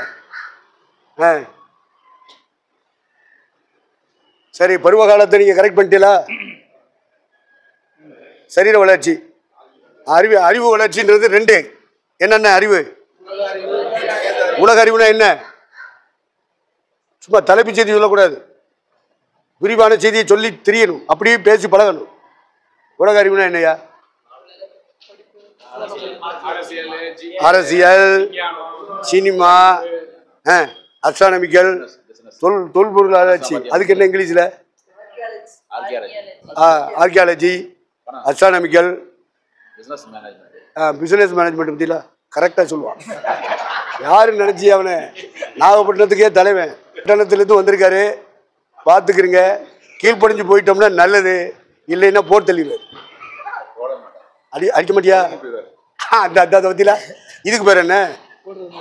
எதிர்க்கவும் கூடாது, பின் வாங்கவும் கூடாது. அதான் கிறிஸ்துவின் ஆவி. கண்டிக்கப்படும் போது, திருத்தப்படும் போது அப்போ நான் செய்ய மாட்டேன் அப்படின்னு போட்டினா அது பின்மாற்றம். என்ன மாற்றம்? பின்மாற்றம். இயேசுவின் சாயல் உனக்கு எனக்கு வேணும்னா எதிர்க்கவும் கூடாது, பின்வாங்கவும் கூடாது. அதான் கிறிஸ்துவின் சாயல். கண்டிக்கப்படும் போது, திருத்தப்படும் போது, ஓ நீ எப்போ பார்த்தாலும் திட்டிகிட்டே இருக்க, பேசிகிட்டே இருக்க, நான் பாட்டுக்கு ஒதுங்கி போயிட்டே இருக்கேன் அப்படின்னு போனால் எப்படி? அப்புறம் ஐக்கியம் எப்படி வரும்? எப்படி வரும்? வராது. ஒவ்வொரு விஷயத்தையும் நாம் என்ன செய்யணும்? அலசி ஆராய்ஞ்சு ஆராய்ஞ்சு ஆராய்ஞ்சு தான் போகணும். இந்த அப்போஸ்தலர் நடவடிக்கைகள் 17:11 என்ன எழுதியிருக்கு? அப்போஸ்தலர் நடவடிக்கைகள் 17:11. இந்த பட்டணத்தார் மனோவாஞ்சையாய் வசனத்தை ஏற்றுக்கொண்டு காரியங்கள் இப்படி இருக்கிறதா என்று தினந்தோறும் வேத வாக்கியங்களை ஆராய்ந்து பார்த்ததினால் தெசலோனிக்கேயில் உள்ளவர்களை பார்க்கிலும் நற்குணசாலிகளாய் இருந்தார்கள். அப்ப பாத்தீங்களா, தேவசாயல் நமக்குள்ள வரணும் அப்படின்னா தேவசாயலை பத்தி பிரசவம் என்ன வராது. தேவசாயல் ஆக மாறி தேவனோடு இருப்பேன் அப்படின்னு பாடுனதுனாலே தேவசாயல் வராது. ஜோமன்கிட்டே இருந்தா வந்துடும் நினைக்கிறாங்க. ஜோமன்னாலும் வராது. தேவசாயல் கண்டிக்கப்படும் போது தான் வரும், கண்டனம் பண்ணும்போது தான் வரும், கீழ்ப்படியும் போது தான் வரும், அர்ப்பணிக்கும் போது தான் வரும். இல்லைன்னா பாட்டில் மட்டும்தான் இருக்கும், பிரசங்கத்தில் தான் இருக்கும். நமக்குள்ளே தேவசாயல் பதிவாகணும்னா, ப்ராசஸ் ஆகணும்னா இதுதான் பாதை. பாட்டு பாடிட்டு போயிடக்கூடாது, ஜெபம் பண்ணிட்டு போயிடக்கூடாது, பிரசவம் பண்ணிட்டு போயிடக்கூடாது, பைபிளை வாசிச்சுட்டு போயிடக்கூடாது. அதை நம்முடைய வாழ்க்கையை ஆக்கும் பொழுதுதான் தேவசாயல். அதுதான் நமக்குள்ள தேவசாயல் வரும். இல்லைன்னா வராதியா, பிரசங்கத்தோட நின்றுமியா, பாட்டிலேயே நின்று. பாட்டொன்று கேட்டேன் பரவசமானேன். பரவசம்லாம் பண்ணலாம், பாட்டு பண்ணோன்னு பரவசம் ஆயிடுவாங்க. ஏ அப்பா என்ன கிருபை, என்ன அபிஷேகம், என்ன பிரசன்னம். நீ அந்த கூட்டத்தை விட்டு வெளியே போ, பிசாசு ஒன்று பிசாசு ஆக்கிடுவேன். வீட்டுக்குள்ளே போன உடனே பிசாசை விட பெரிய பிசாசா நிற்கி. இதெல்லாம் வீட்டுக்குள்ளே போனால் தெரியும். இங்கே உட்காந்துக்கிட்டு பாட்டு பாட்டுனா பரவசமாக தான் இருக்கேன், நல்லா தான் இருக்கேன். வாழ்க்கையில் வரணுமாப்பா, பாட்டு பாடுற இடத்துக்கு போனால் பரலோகமாக இருக்கு. கூட்டத்திலேயே இருந்தா பரலோகம் மாதிரி இருக்கு. வீட்டுக்கு போனா இல்லை, வீட்டுக்கு போனா சீவான் வீட்டுக்கு போனா நல்லா இருக்கா? சந்தோஷமாவா இருக்கு?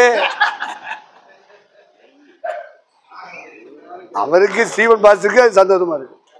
என்ன செய்ய? அதனால எங்களை எல்லாம் ஜோமனிப்பை விட்டு நாங்கள் கிளம்பி போயிட்டே இருக்கோம். நேரம் ஆகிக்கிட்டே இருக்கு. எப்படா சாப்பாடு போடுவாங்க, எப்படா பஸ்ஸை பிடிப்போம். நாங்கள் எங்கள் நிலைமை அப்படி இருக்கு. கர்த்தருக்கு சோத்திரம். அதனால அறிவுல 2 அறிவு. ஒன்று உலக அறிவு. உலக அறிவுல அரசியல், சினிமா, நாடகம், அஸ்ட்ரானமிக்கல், வானசாஸ்திரங்கள், பூமி சாஸ்திரங்கள், பூமியில் உள்ளவைகள், ஆகாயத்தில் உள்ளவைகள், பறக்கும் பட்சிகள், நாட்டு விளக்குகள், காட்டு விளக்குகள், நீந்தும் ஜீவ சந்துக்கள், காற்று, இருள், வெளிச்சம், சூரியன், சந்திரன், நட்சத்திரங்கள், கிரகங்கள், கோலங்கள், இப்படிலாம் பல ஆய்வு செய்து ஆராய்ச்சி பண்ணி அறிவை எடுக்கிறான். ஆராய்ச்சி பண்ணி அறிவை எடுக்கிறான். அரசியலை பற்றி ஒருத்தர் பேச விட்டு அரசியல் அப்படி பிச்சு உதறாயா. சினிமாவை சொல்ல ஆரம்பிச்சா சினிமாவில் அவ்வளோ உச்சக்கட்டத்தில் நிற்கிறான். மெகா சீரியலை சொல்லும் அப்படின்னு சொன்னால் என்ன அழகாக கதை சொல்லுதுங்க. அந்த சீரியலை பார்த்தியா, இந்த சீரியலை பார்த்தியா, இந்த சீரியலை பார்த்தியா, எல்லாத்தையும் பார்த்தேன். நீ வீட்டுக்குள்ளே பார்த்தியா? மெகா சீரியல் பார்க்குறாளாம். மெகா சீரியல் வீட்டுக்குள்ளே என்ன இருக்குது அதை பார்க்குறியா? மாமியார் மருமக சண்டை இருக்குது, பேரண்ட்ஸு பிள்ளைகள் சண்டை இருக்குது, கடன் இருக்குது, வட்டி இருக்குது, எரிச்சல், பொறாமை எல்லாம் இருக்கா இல்லையா? அதை பார்க்கறது இல்லை, இதை பார்க்கறது. ஆனால் அந்த அறிவு வேணும். உலக அறிவு வேண்டும். நல்லா கவனிங்க, உலக அறிவு வேண்டும். இந்த வேத அறிவு இருக்கு. ஆதி ஆகமத்திலிருந்து வெளிப்படுத்துகிற விசேஷம் வரைக்கும் என்ன செய்யணும்? ஃபிங்கர் ஸ்ட்ரிப்ல கொண்டு வந்துடணும். அத்தனை வசனங்களையும் படிச்சு படிச்சு படிச்சு மனசுல எழுதிடணும். ஊழியக்காரன் என்ன செய்யணும்? ஆர்எஸ் மூலத்தில் இருக்கும்போது அங்கே இருக்க சுசீலா சகோதரி பரமக்குடியில் இருக்கிற இடம் போகும்போது வரும்போது ஒயிட் அண்ட் ஒயிட்டுகள் சந்திக்குது. 2 பேருக்கு நகை கிடையாது, 2 பேருக்கு என்ன செய்யுது? White and white. அதனால சந்திப்பு நடக்குது. அப்போ நீங்கள் எங்கே இருக்கீங்க? நாங்கள் இங்கே இருக்கோம் கிருபாசனத்தில். அப்படியா? அங்கே பிரதர் இருக்காரா? இருக்காரு. அப்போது நான் அந்த பக்கம் வந்தால் வாரேன். என்ன அப்போ வர்ற ஒரு தடவை வாரேன். அந்த ஆள் வரும்போது கேட்காப்புல, நான் வரேன் சிஸ்டர், பிரதர் இருக்காரா? இருக்காப்புல. சரி வாங்க. வர வச்சாச்சு, விசாரிச்சாச்சு, அன்பு இருந்தாச்சு, உட்கார வச்சு பேசுகிறோம். சரி ஐயா பெரியவர், அவர் நம்மளோட வயசானவர், அதனால் அவர்கிட்ட சிலது படிப்போம். நம்ம நேரத்தை வீணாக்கக்கூடாது. பைபிள் உள்ள சந்தேகத்தை கேட்போம், கேள்வி கேட்போம். அப்படின்னு சொல்லிட்டு ஐயா இதுக்கு எப்படி, இதுக்கு எப்படி, இதுக்கு எப்படி அப்படின்னு கேட்டேன். நான் ஒரு 4-5 கேட்குறேன். ஒன்றுக்கு ஏதோ ஒன்று சொன்னார். அப்போவே புரிஞ்சுக்கிட்டேன், சரி இது தேராத கேஸு, சிப்பாக தான் போட்டிருக்கு, வயசு தான் ஆகிருக்கு. என்ன இல்லை வேதத்தில் அதில் விசேஷமாக கேட்டேன். ஏனோக்கு எலியான்னு சொல்கிறீல்ல, புத்தகம்லாம் எழுதுறீல்ல, ஊர் ஊராக பிரசம் பண்ணுறீல்ல, எலியாவும் ஏனோக்கும் வரமாட்டார்கள்னு பைபிளில் இருக்குது. என்ன சொல்கிறீங்க? அப்படியா இருக்கு? அது எங்கே இருக்குது? அப்போ நீ என்ன படிச்சிருக்க? பைபிளை ஒழுங்காக படிச்சிருக்கியா? நீ பிரசங்கம் பண்ணுறதுக்கு வர்றதுக்கு முன்னாடி படிக்கணுமா இல்லையா? ஐயா பைபிளில் சீசர்கள் கேட்குறாங்க ஐயா இயேசுநார்கிட்ட, எலியா வந்து முந்தி சீர்படுத்த வேண்டும் என்று எழுதியிருக்க, எலியா வருவானான்னு கேட்குறாங்க. அப்படி கேட்கும்போது இயேசுநார் என்ன பதில் சொன்னார்? எலியா வந்தாயிற்று, அவன் செய்ய வேண்டிய ஊழியத்தை செய்தாயிற்று அப்படின்னு அவர் சொன்னாரா இல்லையா? அப்படி இல்லாமல் இருக்கு. அப்படி எங்கே இருக்கு? சரி பெரியவங்க, பெரிய சபையில் உள்ளவங்க நமக்கு ஏதாவது சொல்லி தருவாங்கன்னு கேட்டால் இது மாதிரி பைபிளில் இருக்கிறதே தெரியல. இந்த இருக்குல்லையா அப்படின்ட்டு மத்தியில் வாய்ச்சேன், மலியால் வாய்ச்சேன். அப்படியா? இது வரைக்கும் தெரியலையா? இப்படி ஒரு விஷயம் உள்ளே இருக்குன்னு தெரியல பிரதர். அப்போ நீ உன்ட்ட இருக்கிற அவ்வளோ ஊழியக்காரையும் கூட்டிகிட்டு இங்கே வா கிருபாசனத்துக்கு, நாங்கள் சொல்லித்தரோம். அவனுக்கு ஆமை, அவனுக்கு வெறி கிருபாசனம். போர்டு மேலையில் வைராக்கியம் வச்சா அது விளங்காது. ஏசுனார் உயிர் தெளிந்து போய் உட்காந்துருக்காருல, அந்த சீட்டுக்கு பேர் கிருபாசனம். அது மேலே நீங்கள் என்ன செய்யுங்க, வைராக்கியம் வைங்க. போர்டை பிடிச்சிடாதீங்க, போர்டு அந்து விழுத்துருங்களா. அதனால கிருபாசனத்தில் உட்கார்ந்து இருக்கிற கிருபாசனபதி இயேசு கிறிஸ்து உயிர் தெளிந்து போய் உட்கார்ந்த இடத்துக்கு பேர் என்னது? கிருபாசனம். அவருக்கு கீழே நம்ம கூடி வர்றதுனால இது கிறிஸ்துவின் அவருடைய சபை. இந்த சபைக்கு பேர் என்னது? கிருபாசனம், கிறிஸ்துவின் சபை. அதான் ரிஜிஸ்ட்ரேஷன். 77வது வருஷத்துல தான் ரிஜிஸ்டர் பண்ணாங்க. ரைட் போட்டு நம்ம என்ன யோசித்தோம்? வேத அறிவு. உலக அறிவுனா என்னன்னு புரிஞ்சுக்கிட்டீங்களா? அறிஞ்சிருக்கணும். இதுல வேத அறிவு தான் சிஎஸ் கரண்ட் இருக்கு. 4 வருஷம் படிச்சுட்டு வருவான், 7 வருஷம் படிச்சுட்டு வருவான் ஆர்சிக்காரன். நீ இந்த கத்தோலிக்க சபை விட்டு வெளியே வாயா அப்படின்னு சொன்னதுக்கு தான் அங்கேயே பிடிச்சிக்கிட்டு சொன்னாரு. உப்பை சாப்பிட்டேன்னு பிரதர், குருப்பட்டம் தந்துருச்ச, நான் எப்படி வெளியே வர்றேன்னு கேட்டார். ஆனால் ஆவியானவர் கொண்டு வந்துட்டார். ஆவியானவர் கொண்டு வந்துட்டார். அதனால 7 வருஷம் படித்தாலும் சரி, 4 வருஷம் படித்தாலும் சரி, நீ பைபிள் காலேஜே போகாமல் வீட்டிலேயே உட்காந்து படித்தாலும் சரி, நீ கரஸில் படித்தாலும் சரி, கரசு இல்லாமல் படித்தாலும் சரி, நீ ரெகுலரில் படித்தாலும் சரி, ரெகுலர் இல்லாமல் படித்தாலும் சரி, ஆனால் வேதம் உன் மனதிலும் இருதயத்திலும் எழுதப்படும். இதெல்லாம் இருக்கான்னு சொல்லி ஆச்சரியப்படக்கூடாது. இது என்ன ஆச்சரியம்? அதுக்கு அடுத்து ஒன்று இருக்கு, அறிவு. அது என்ன அறிவு தெரியுமா? ஞான அர்த்தம். வேத அறிவுலேயே 2வது ஞான அர்த்தமாகிய அறிவு இருக்கு. நிறைய பேருக்கு அந்த இடத்துக்கு வரமாட்டான். எழுத்தை தான் பார்த்துக்கிட்டு இருப்பான், எழுத்தை வச்சு தான் பிரசம் பண்ணிட்டு இருப்பான், ஞான அர்த்தமே எடுக்க மாட்டான். பைபிள்ல என்ன இருக்கு? 2வது அறிவு. 2வது அறிவு ஞான அர்த்தம் படிக்கணும். 3வது அறிவு ஆண்டவர் எதற்காக, எந்த நோக்கத்துக்காக அந்த அறிவை வேதாகமத்தில் மறைச்சு வச்சிருக்கார். நோக்கம் அறியணும். தேவனுடைய நோக்கம் என்ன அப்படின்னு அந்த அறிவுல நோக்கத்தை பற்றிய அறிவு. அந்த கொலோசியர் 4:12 வாசிங்க. என்ன எழுதியிருக்கு? கொலோசியர் 4:12.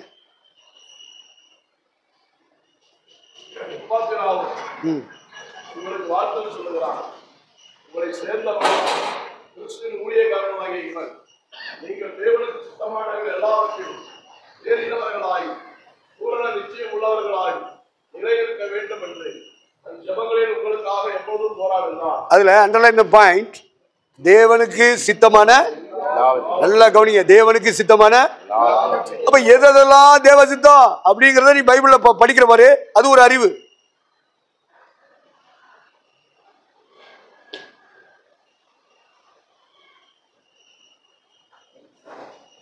எதெல்லாம் தேவ சித்தம், தேவனுக்கு சித்தமான எல்லாவற்றை பற்றியும் படித்து நீ அறிய வேண்டும்.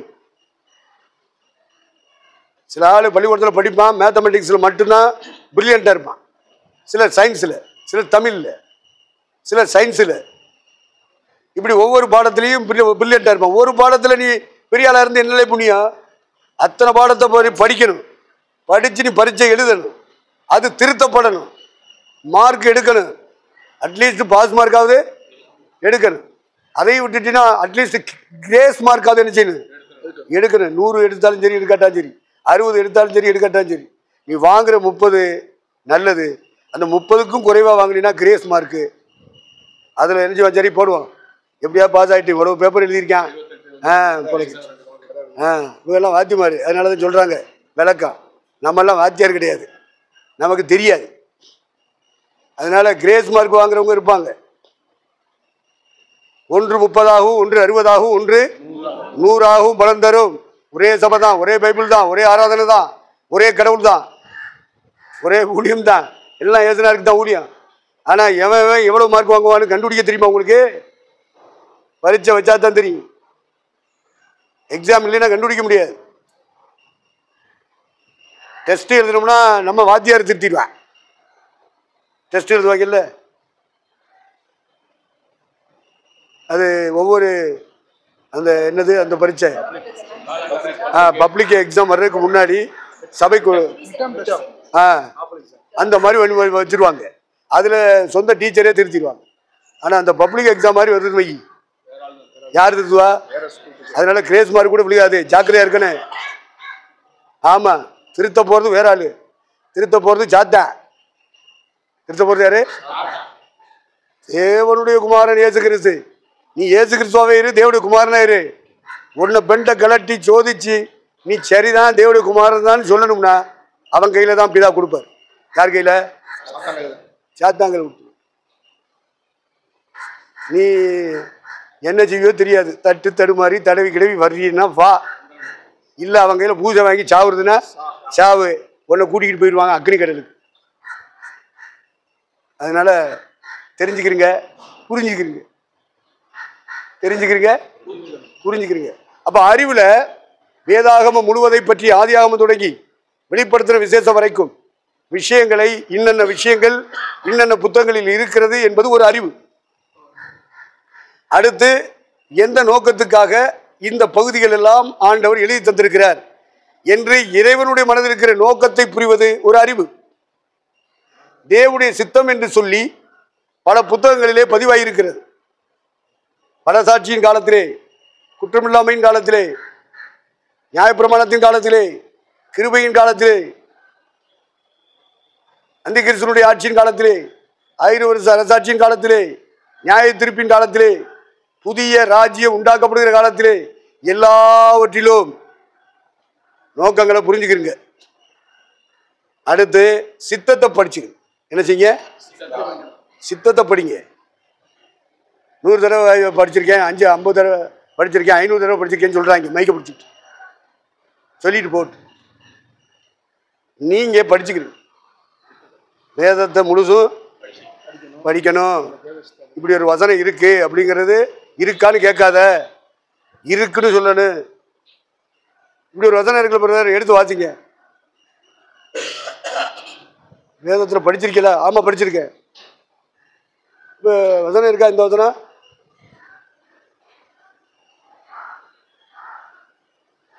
இரு.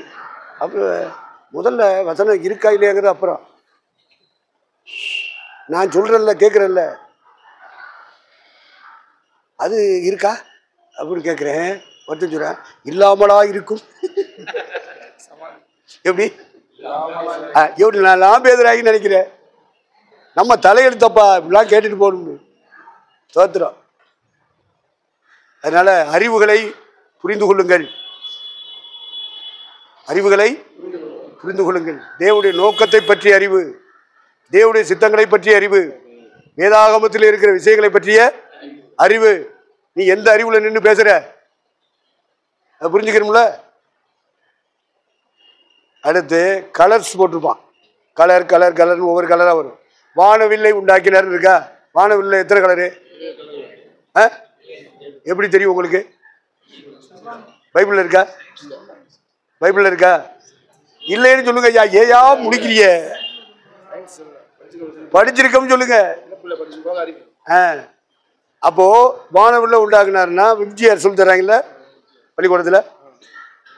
அப்போ விப்ஜிஆர்னா ஒவ்வொரு வீக்கு ஒரு கலர். என்ன படிக்காதவங்க எழுதி படிச்சுக்கிறீங்க. விப்ஜிஆர் அதான் வானவில். வானவில்லை எத்தனை கலரு? 7 கலரு. வி அப்படின்னு முதல் எழுத்து, அது என்ன? வயலட். அடுத்து ஐ, அதுக்கு என்ன? இண்டிகோ. அடுத்து பி, ப்ளூ. அடுத்து ஜி, கிரீன். அடுத்து ஓ, எல்லாரும் ஓ போடு. ஆரஞ்சு. ஒன்னா என்ன அர்த்தம்? ஆரஞ்சு. அடுத்து ஆர் அப்படின்னா என்ன? ரெட்டு. ரெட்டுனா சிவப்பு. இப்படி 7 கலர் சேர்ந்ததுதான் வானவில். அப்ப இந்த கலரை பத்தி படிக்கணுமா வேண்டாமா? நீ வானவில்லை பத்தி பிரசவம் பண்ணணும்னா அதுல எத்தனை கலர் இருக்கு, ஒவ்வொரு கலரு என்னென்ன அர்த்தம், அதுக்கு என்ன ஞான அர்த்தம், இதெல்லாம் நீ படிக்கணும். பவுல் சொல்லுவான், ஆபிரகாமுக்கு 2 மனைவிகள் இருந்தார்கள். 2 மனைவி இருந்தான்னு சொல்ல மாட்டான், 2 குமாரர் இருந்தார்கள் சொல்லுவான்.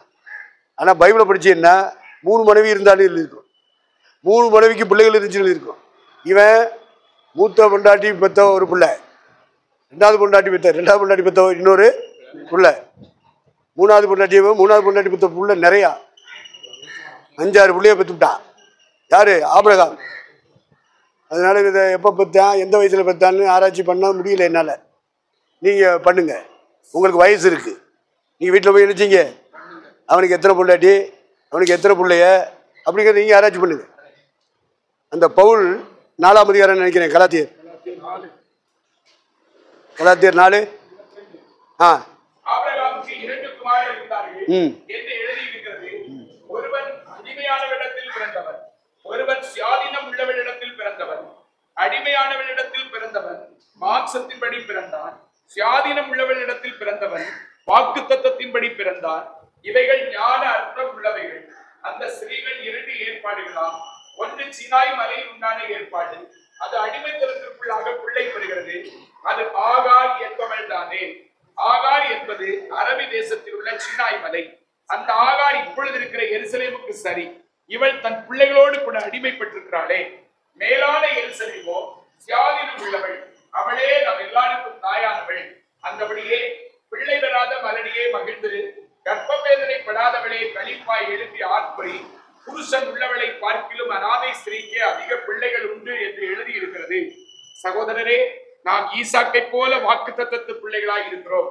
ஆகிலும் மாம்சத்தின்படி பிறந்தவன் ஆவியின்படி பிறந்தவனை அப்பொழுது துன்பப்படுத்தினது போல இப்பொழுதும் நடந்து வருகிறது. அதை குறித்து வேதம் என்ன சொல்லுகிறது? அடிமையானவளின் மகன் சுயாதீனம் உள்ளவருடைய குமாரனோடு சுதந்திரவாளியாய் இருப்பதில்லை. ஆகையால் அடிமையானவளையும் அவளுடைய மகனையும் புறப்பே தள்ளி என்று சொல்லுகிறது. இப்படி இருக்க சகோதரரே, நாம் அடிமையானவளுக்கு பிள்ளைகளாய் இராமல் சுயாதீனம் உள்ளவளுக்கே பிள்ளைகளாய் இருக்கிறோம். ரைட். ஒரு பெரிய நீண்ட வரலாறு பேசுகிறார். நீண்ட வரலாறை ஆமாம், காவிரியை பற்றி ஒரு நீண்ட வரலாறு இருக்கு தெரியுமா? காவேரி கரை இருக்கு, கரை மேலே பூ இருக்குன்னு பாட்டு பாடிட்டு கூடாது. காவேரிக்கு ஒரு வரலாறு இருக்கு. ஆமாம், காவேரி நதி இங்கே வந்தால் தாப்பா டெல்டா மாவட்டம் செழிக்கும். அது செழிச்சா தான் நம்ம தமிழ்நாடு முழுவதுக்கும் சோறு. அதனால் காவேரியை பற்றி படிக்கணும். அதுதான் உலக அறிவு. என்ன அறிவு? உலக அறிவு. என்னப்பா நீ டெல்டா மாவட்டமா? இதெல்லாம் சமயம் இல்லை. இதை விளங்கப்படுகிறது அரிதாக இருக்கும். நீங்கள் கேள்வியில் மந்தமுள்ளவர்கள், அதனால விளங்கப்படுகிறது அரிதாக இருக்கு. அது தனியாக நீங்கள் நேரம் ஒதுக்கி நீங்கள் நினைச்சிங்க படிச்சுக்கிறீங்க, கேட்டுக்கிறீங்க. ரைட்டு. இப்போது நம்ம சொல்கிறது என்ன அறிவு? கலர்ஸ். வேதாகமத்திலே சொல்லப்பட்ட கலர்ஸுக்கு ஒரு ஞான அர்த்தம் இருக்குது. அடுத்து சரித்திர ஆகமங்கள் இருக்குல்ல, அவனை பற்றான் அவனை பற்றான் இப்படிலாம் எழுதியிருக்கும். எவனை பற்றான் எவனை பற்றான் எனக்கு என்னடான்னு சொல்லிக்கிட்டு இருக்கக்கூடாது. எல்லாத்துக்குள்ளேயும் ஞான அர்த்தம் இருக்குது, மறைபொருள் இருக்குது. இதெல்லாம் உனக்குள்ளே இருக்கிற பசுத்தாவியான சொல்லி தந்தா தான் விளங்கு. இல்லைன்னா சொல்லிட்டு போயிட்டு இருப்பேன், எவனை பற்றா என்ன நமக்கு என்ன போயிட்டே இருப்பேன். அப்போ சரித்திர ஆகமங்கள் ஆபிரகாம்ல இருந்து மட்டுமல்ல, ஆபிரகாமுக்கு முந்தின செட்டு இருக்கான்ல, ஆதாம்ல இருந்து வந்தவன். ஆதியாகமம் 5ஆம் அதிகாரத்தில் சொல்லப்பட்டவங்க இருக்காங்கல்ல, இவங்க அத்தனை பேருக்கு ஞான அர்த்தம் இருக்கு. ஆதியாகமம் 11ஆம் அதிகாரத்தில் சொல்லப்பட்டவங்க இருக்காங்கல்ல, அதில் தான் ஆபிரகாம் வருவான். அதில் ஞான அர்த்தம் இருக்கு. 1 4 2 அதிகாரம் 3 அதிகாரம் படிச்சிங்கன்னா அதில் அர்த்தம் இருக்கு. எல்லாம் சந்ததி தலைமுறைகளுடைய பெயர்கள் மட்டும்தான் பதிவாயிருக்கும். ஆனால் ஒவ்வொருத்தரும் ஒரு வரலாறு, ஒவ்வொருத்தரும் ஒரு சகாப்தம், ஒவ்வொருத்தரும் ஒரு தலைமுறை. உட்காந்து படிக்கணுமியா? ஆதாம்ல இருந்து பிந்தின ஆதாம் வரைக்கும் என்ன செய்யணும்? படிக்கணும். அறிவை எடுக்கணும். எவன் பார்த்தா எனக்கு என்ன அப்படின்னு சொல்லிட்டு போயிட்டு இருந்தா இப்படி? பைபிளை நீ எடுத்திருக்கல, பைபிளை படி. அதனால தலைமுறைகள் ஞான அர்த்தம், கலர்ஸ் ஞான அர்த்தம். அப்புறம் எண்கள். என்னது எண்கள்னா? கணக்கு. இத்தனை தாளந்து அப்படின்னு எழுதியிருக்கும். இத்தனை அடி உயரம், இத்தனை அடி அகலம், இத்தனை அடி நீளம், இப்படின்னு அடிக்கணக்கில் முளக்கணக்கு போட்டுருக்குன்னு நினைக்கிறேன். வேதாகமத்தில் முழம். இப்படி எல்லாம் நம்பர்கள் இருக்கு பார்த்தீங்களா? ஒவ்வொரு நம்பருக்கும் ஆவிக்குரிய அர்த்தம் இருக்கு. இதெல்லாம் நீங்க தலைப்பு வச்சு நீங்க தியானிக்கணும், தினந்தோறும் தியானிக்கணும். ஊரை சுத்திட்டே இருக்கக்கூடாது. சுத்தினோம்னா ஆண்டவர் சொல்லுவாருன்றுவாரு. 2 வீலரில் பெட்ரோல் வாங்கி போட்டுக்கிட்டு எவாடி சுத்துறாயா? ஒரு நேரம் பார்த்தா ஆஸ்பத்திரியில் நிற்கிறான், ஒரு நேரம் பார்த்தா கடத்தூரில் நிற்கிறான், ஒரு நேரம் பார்த்தா ஹோட்டலுக்குள்ள உட்காந்துருக்கான், பேக்கரியில் உட்காந்துருக்கான், டீ கடையில் உட்காந்துருக்கான். அவன் தான் ரவுண்ட்ஸ். இதான் யாரு? அவருக்கு பேர் என்ன? பாட்டு போடுமா. அதனால நாயின்னு சொன்னா பொசுக்குன்னு கோவம் வருது. என்ன இவங்க வந்ததே மதிப்பு மரியாதை சம்பாதிக்கிறதுக்கு வந்தவங்க, இவங்களுக்கு பேர் விசுவாசியா? அவிசுவாசியிலையும் கேடு கெட்டது. ஏசுனார்னா யாரும் தெரியல, ஏசுனாரை பின்பற்றுறதுனா யாரும் தெரியல. எப்படி பின்பற்றுறது? எப்படி ப்ராசஸ்? சிலுவை தூக்காம இயேசுவை பின்பற்றவே முடியாது.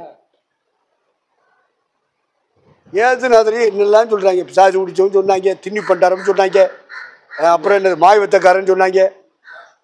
இவன் பிளாத்து லாஸ்ட்ல செக் பண்றான். செக் பண்ணிட்டு இவங்க குற்றச்சாட்டு சொன்னாங்க. இவன் கலிலியா தொடங்கி தான் வேலை செய்யறான். இந்த ஏசு கலிலியா தொடங்கியா? ரைட். கலிலியாவின் மன்னன் யாரு? ஏரோது. ரைட், கூட்டிட்டு போ. ஏரோது என்ன சர்டிஃபிகேட் பண்றான்னு பாரு, அதை வச்சு நம்ம தீர்ப்பு உழைக்கிறோம் தள்ளி விட்டுட்டான் அவன். ஏன்னா இவங்களை பிடிக்காது, யூத பயில பிளாத்துக்கு பிடிக்காது. தமிழர் இதெல்லாம் ஐயா உங்களுக்கு எப்படி தெரியும்? அதான் உலக அறிவு. அதான் என்ன அறிவு? உலக அறிவு. நாட்டில் என்ன நடக்குன்னு தெரியணுமையா? பாட்சிமாருக்கு சோத்திரம் சோத்திரம் சோத்திரம்னு கண்ணை முடிக்கிட்டு சோத்திரமே பண்ணிக்கிட்டு இருக்கக்கூடாது. பரலோகத்தில் இருக்கிற 4 ஜீவன்களுக்கு உள்ளும் கண்கள் இருக்கான். கண்கள்னா அறிவுன்னு அர்த்தம். கண்கள்னா என்னது? அறிவு. 7 கொம்புனா வல்லமைன்னு அர்த்தம். தலைன்னு சொன்னா ராஜரீகத்தை காட்டும், ஆட்சி அதிகாரத்தை காட்டும். இப்படிலாம் படிக்க வேண்டியிருக்கியா?